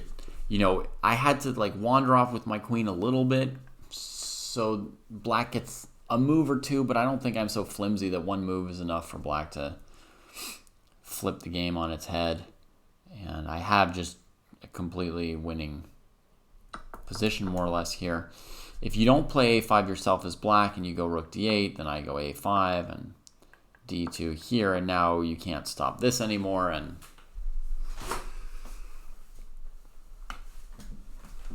it's winning. There's no dynamics really for black left.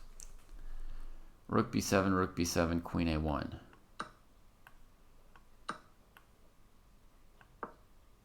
Holy moly. That almost got me. That did almost get me. I don't know if I had more than one defense to that.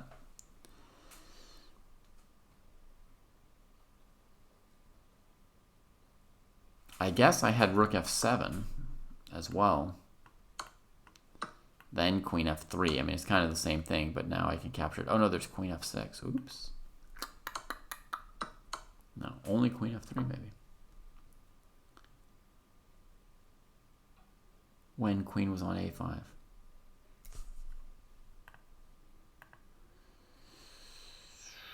So in this line over here.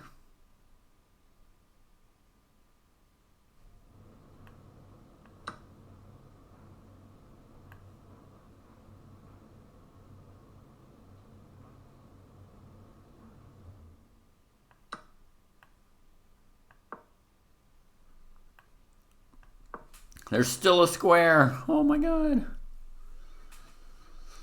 This time there's rook f7 as well. And queen h5 check. Defending this square and taking. Yeah.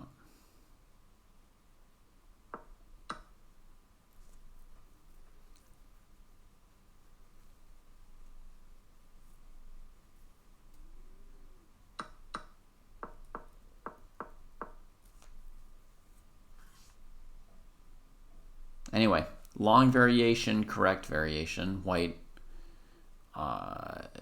seems more and more to be, the more we look at it, the more it looks like, yeah, probably this is winning to have the pawn on b7. cb6. Doug finally thinking a bit. He's played this phase really, really quickly. I mean, he was down 30, 40 minutes on the clock and caught all the way back up.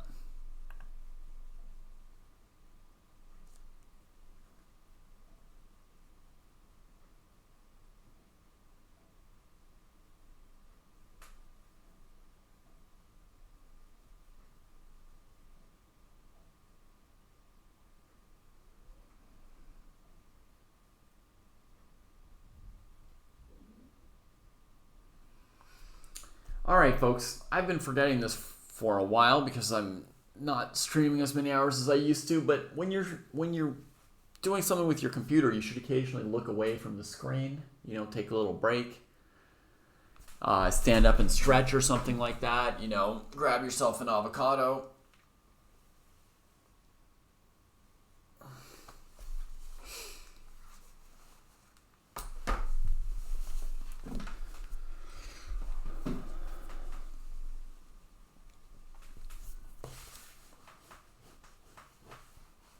If we had time, by the way, to answer your comment, Yordi, if we had time, throwing in something like h3 or g3 is desirable, and we would do it. It's just the position is happening too fast right now, right? I mean, you see we're operating without even spending the time to retreat our knight, so we definitely don't have time for just making a little luft. But in some of those variations that we looked at with the pawn on b7, we were starting to get to a point where we could maybe play a g3 or h3 move. But I really wanted to lock in that a pawn running up the board. I think Shaba blundered a piece. What I have here is Becerra versus Kachin. Knight e6. Takes. And what's the deal? What's the deal? Oh, it's still a very complicated game over there.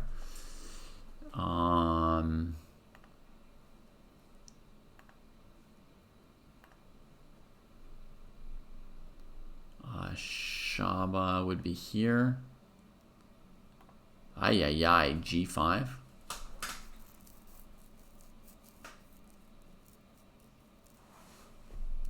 Wait, after CD4, he didn't take back.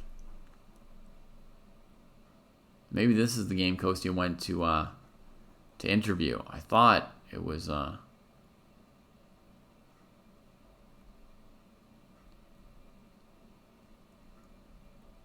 look at that sneaky move. Getting out of the way of knight takes e7 check, right? Ooh la la. If the knight moves, this one goes, right? Because the bishop's on it.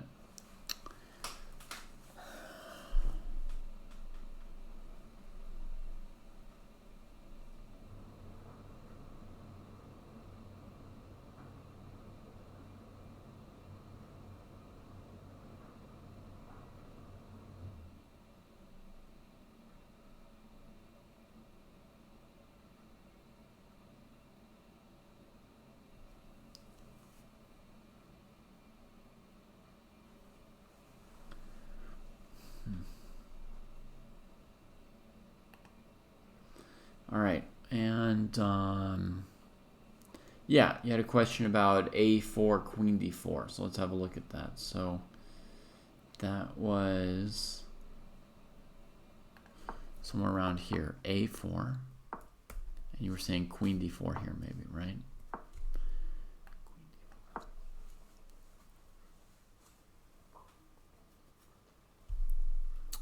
Then I can keep doing this, right?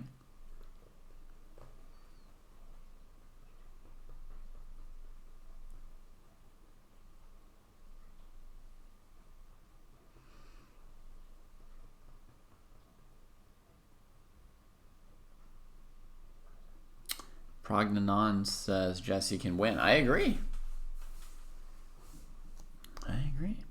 Feels to me like Jesse could win.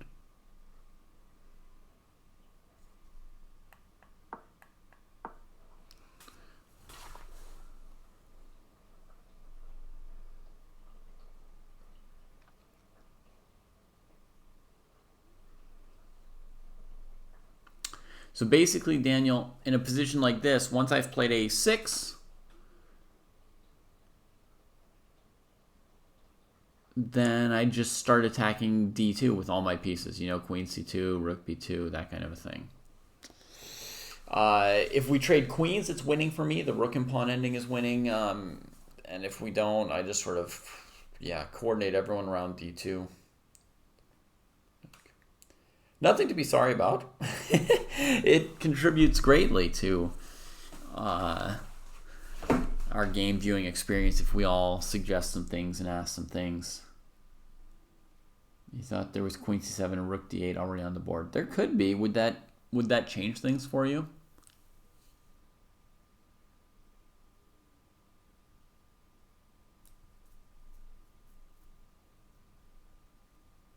Queen a5 I played for white in the lines where black stopped this pawn from coming up the board. So when I played a4, we considered two things for black. One was letting the pawn go, and the other was playing a5 to slow it down. And against a5, then I go and win the pawn, right? And here we did something like this, but the queen's out of position for a moment, but it seems to hold together, right?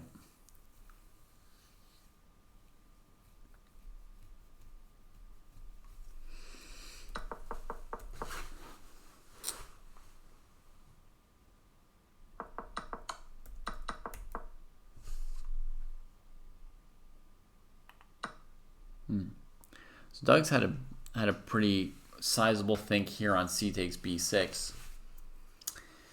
I don't know if there are candidate moves other than a b6 and queen f6, but those are the two moves that stuck out to me as being moves.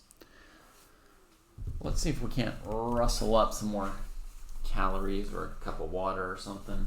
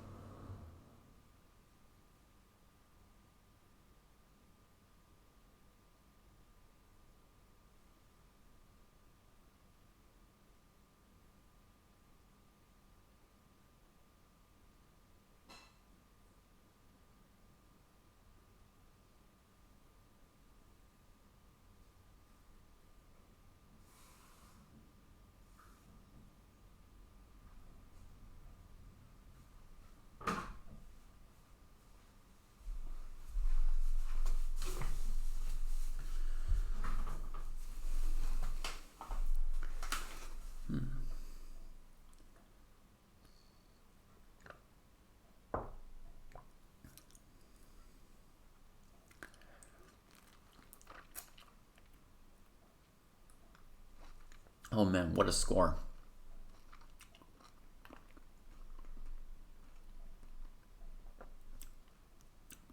I hear you, Daniel. But you see that it's not, and he's taking it. He's just taking it. But you see that it's pretty simple-ish calculation that you get your piece back. So it's not, the difficulty is not that you're down a piece for a moment, right? The difficulty is evaluating how good this position is after b7, rook b8, takes, check, here. You have to see this position and evaluate it and say, like, is this good or is this, winning? That's the tricky part, is evaluating something like this. We're not taking losing risks as white just because we're leaving a piece hanging, right? We're definitely getting the piece back.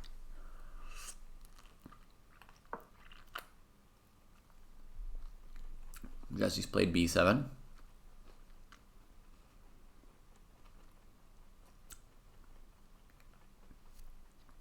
Looks like rook b8, the only move.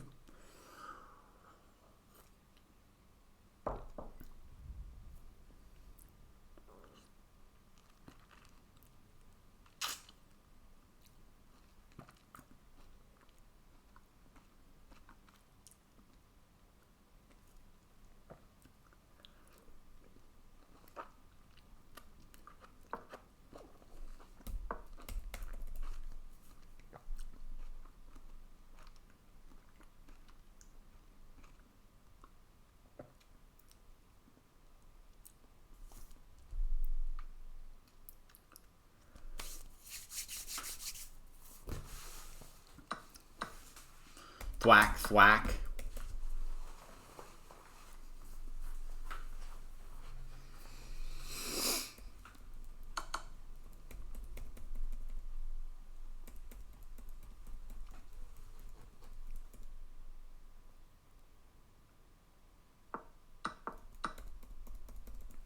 Yep. All as expected up to this point.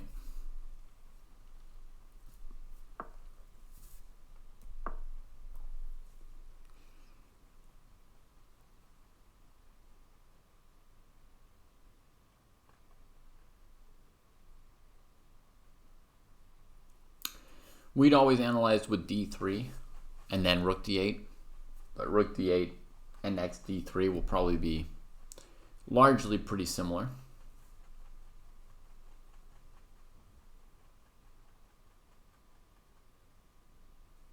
So I still think the move here is a4.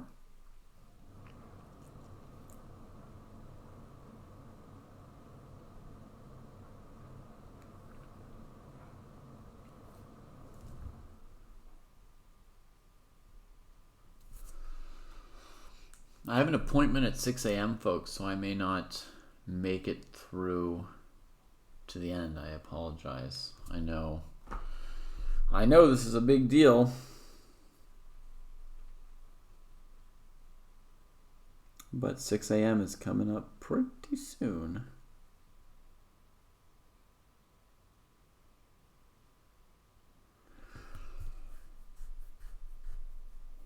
Yeah, it's a really sick appointment, Doses Dose. I'm going to get to go to like a French boulangerie in the morning while they're working and see what they do.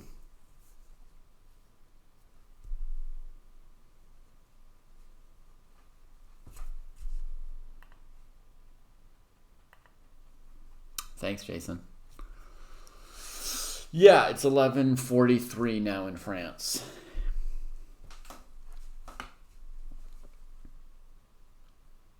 I know a lot about eating bread, but nothing about making it. So I'm pretty pumped. Also, just in general, I just like seeing how people do things and what other people's lives are like and so forth. So.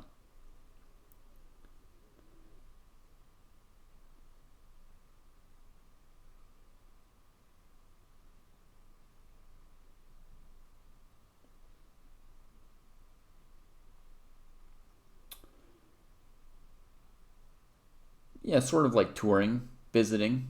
You know, it's a small operation. I'll get to be in there and check it out.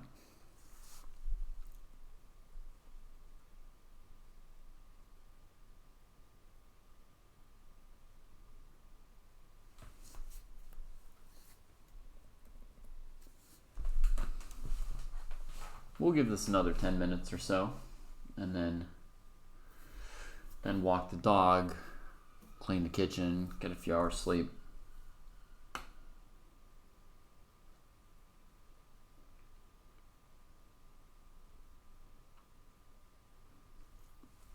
My move MG would be A4.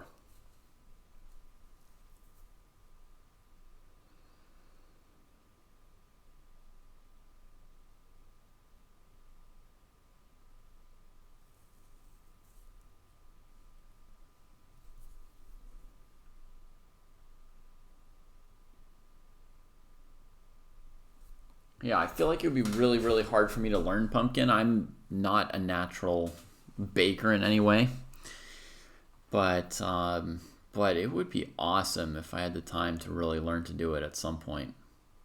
I would have to not dabble. I would have to really, really work on it day after day, you know. How scary is Black's D-pawn? Something to worry about? Yes, but manageable.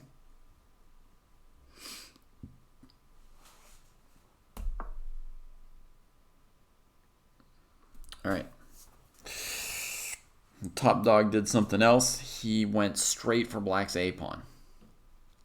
This is even more greedy than my A4, A5, A6. And thus a little bit riskier.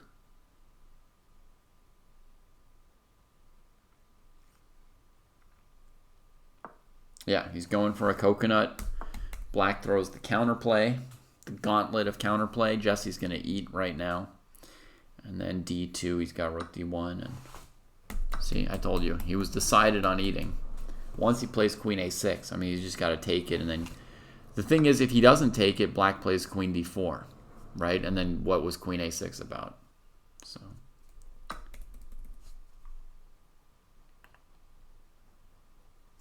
Okay, that's cool, Guitar Spider. I think, like, for me, I really do think that the learning curve, I would have to be very consistent at first. Like, if I did a little bit here and there, I would just forget the things I was learning too fast. I have to really, with my current, you know, mental state, I have to really put more effort into something to get something out of it now.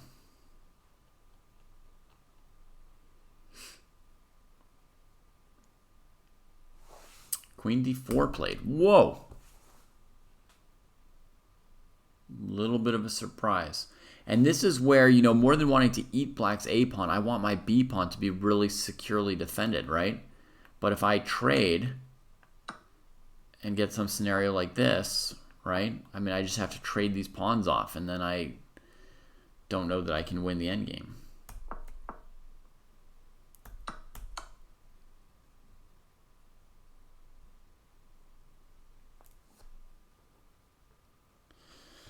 I would dose dose, but I think that Seven Deadly Chess Sins is a dojo book in a couple cohorts, maybe around 2000 or so. Not that you have to be 2000 to appreciate it, but that's where we put it in the, we had to space everything out, and we didn't want to overwhelm the lower cohorts with extra books they don't need to read. So it ended up in a higher cohort, not because it's a book where you have to be really strong to read it, just because that's where it fit in.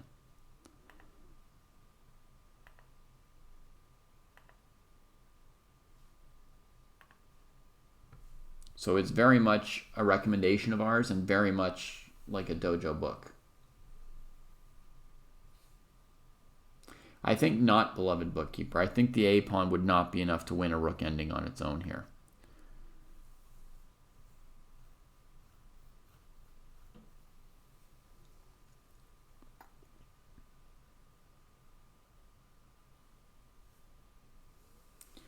Yeah, whether or not you ever reach that rating, you can read the book at some point if you want to. It's definitely an enjoyable and useful book.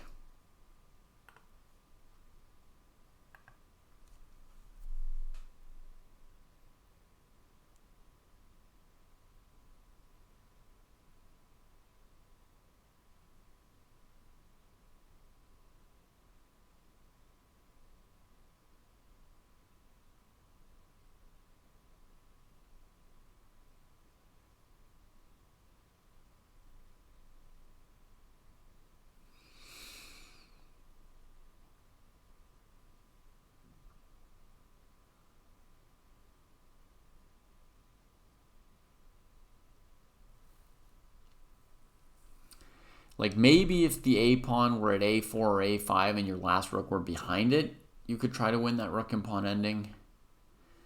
But I feel like tempo-wise, like where you're going to end up here is something like here, here, here, here, here. And then two choices for black. They cut your king off and go here. Or they go like this. And then your pawn's not very far up the board,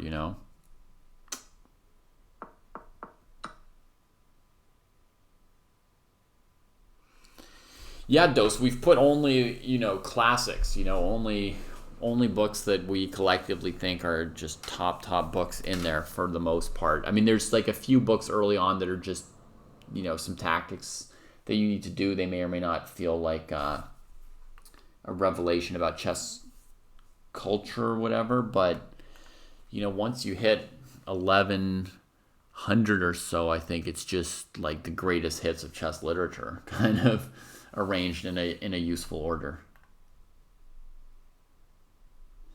Okay, so folks are wondering if we can move this queen out of the trading zone. We can, but it sucks that black takes this great territory from us. But if we were to move the queen, a6 and a5 are logical squares that have sort of useful diagonals to engage with the d pawn.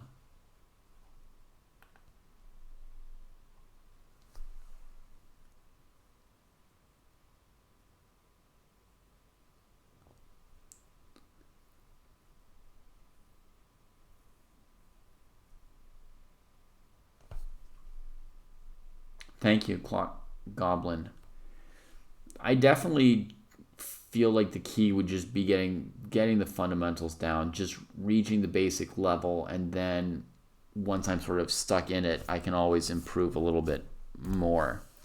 But getting over a first hump where I stop forgetting things and where I can consistently have something like basic come out, Like getting to move 10 consistently with your pieces developed. And then you can always get better at chess, but like for me, that would be like, okay, cool, now I can play a game kind of, you know, which I would do not by, yeah. Anyway, so cry, blow it. I don't know, Abdul, it just feels a little bit difficult, yeah?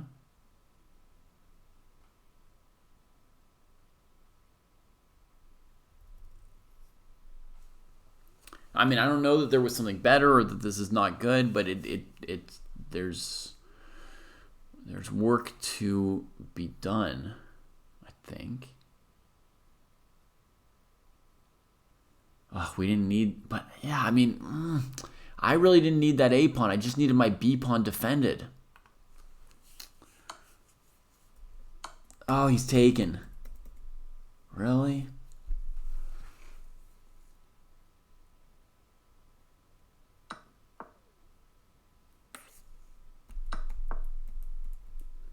Okay, it comes quickly with the king.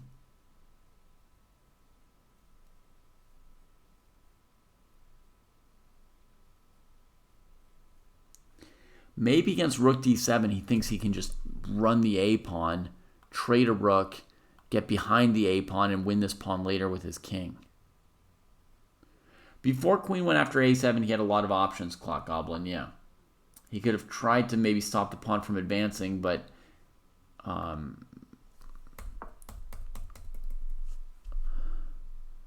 okay, so does he go a4 now? But then black can throw in d2 before taking. Let me just explain the thought I have, right? The thought I had was if a4 takes here, right? That this pawn gets pretty far and maybe the king can just get to d2 and clean up this situation.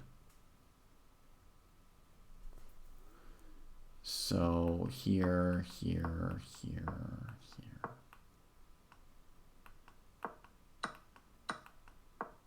Right? Run this, tie the rook down, clean up this. But then I realized, like, if we go a4, there's this move. And now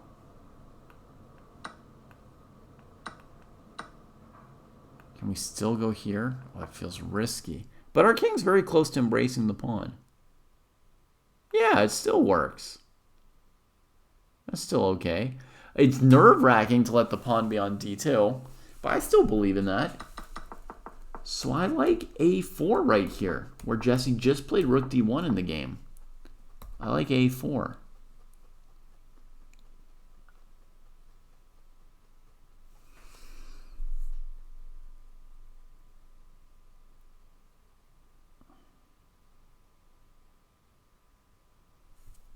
Okay, so Jesse's played rook d1, which I think basically goes to what we had first calculated here, right? Takes, rook d1, rook d7, king f1, different order, same position that they have now in the game. And then I thought maybe like this would be okay for black. I guess there's ways to still play it and all that, but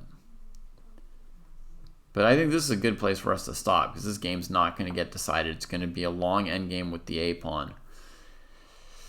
It's going to be drawn out. Folks, you guys are going to have to watch this on your own for those of you looking to go the distance.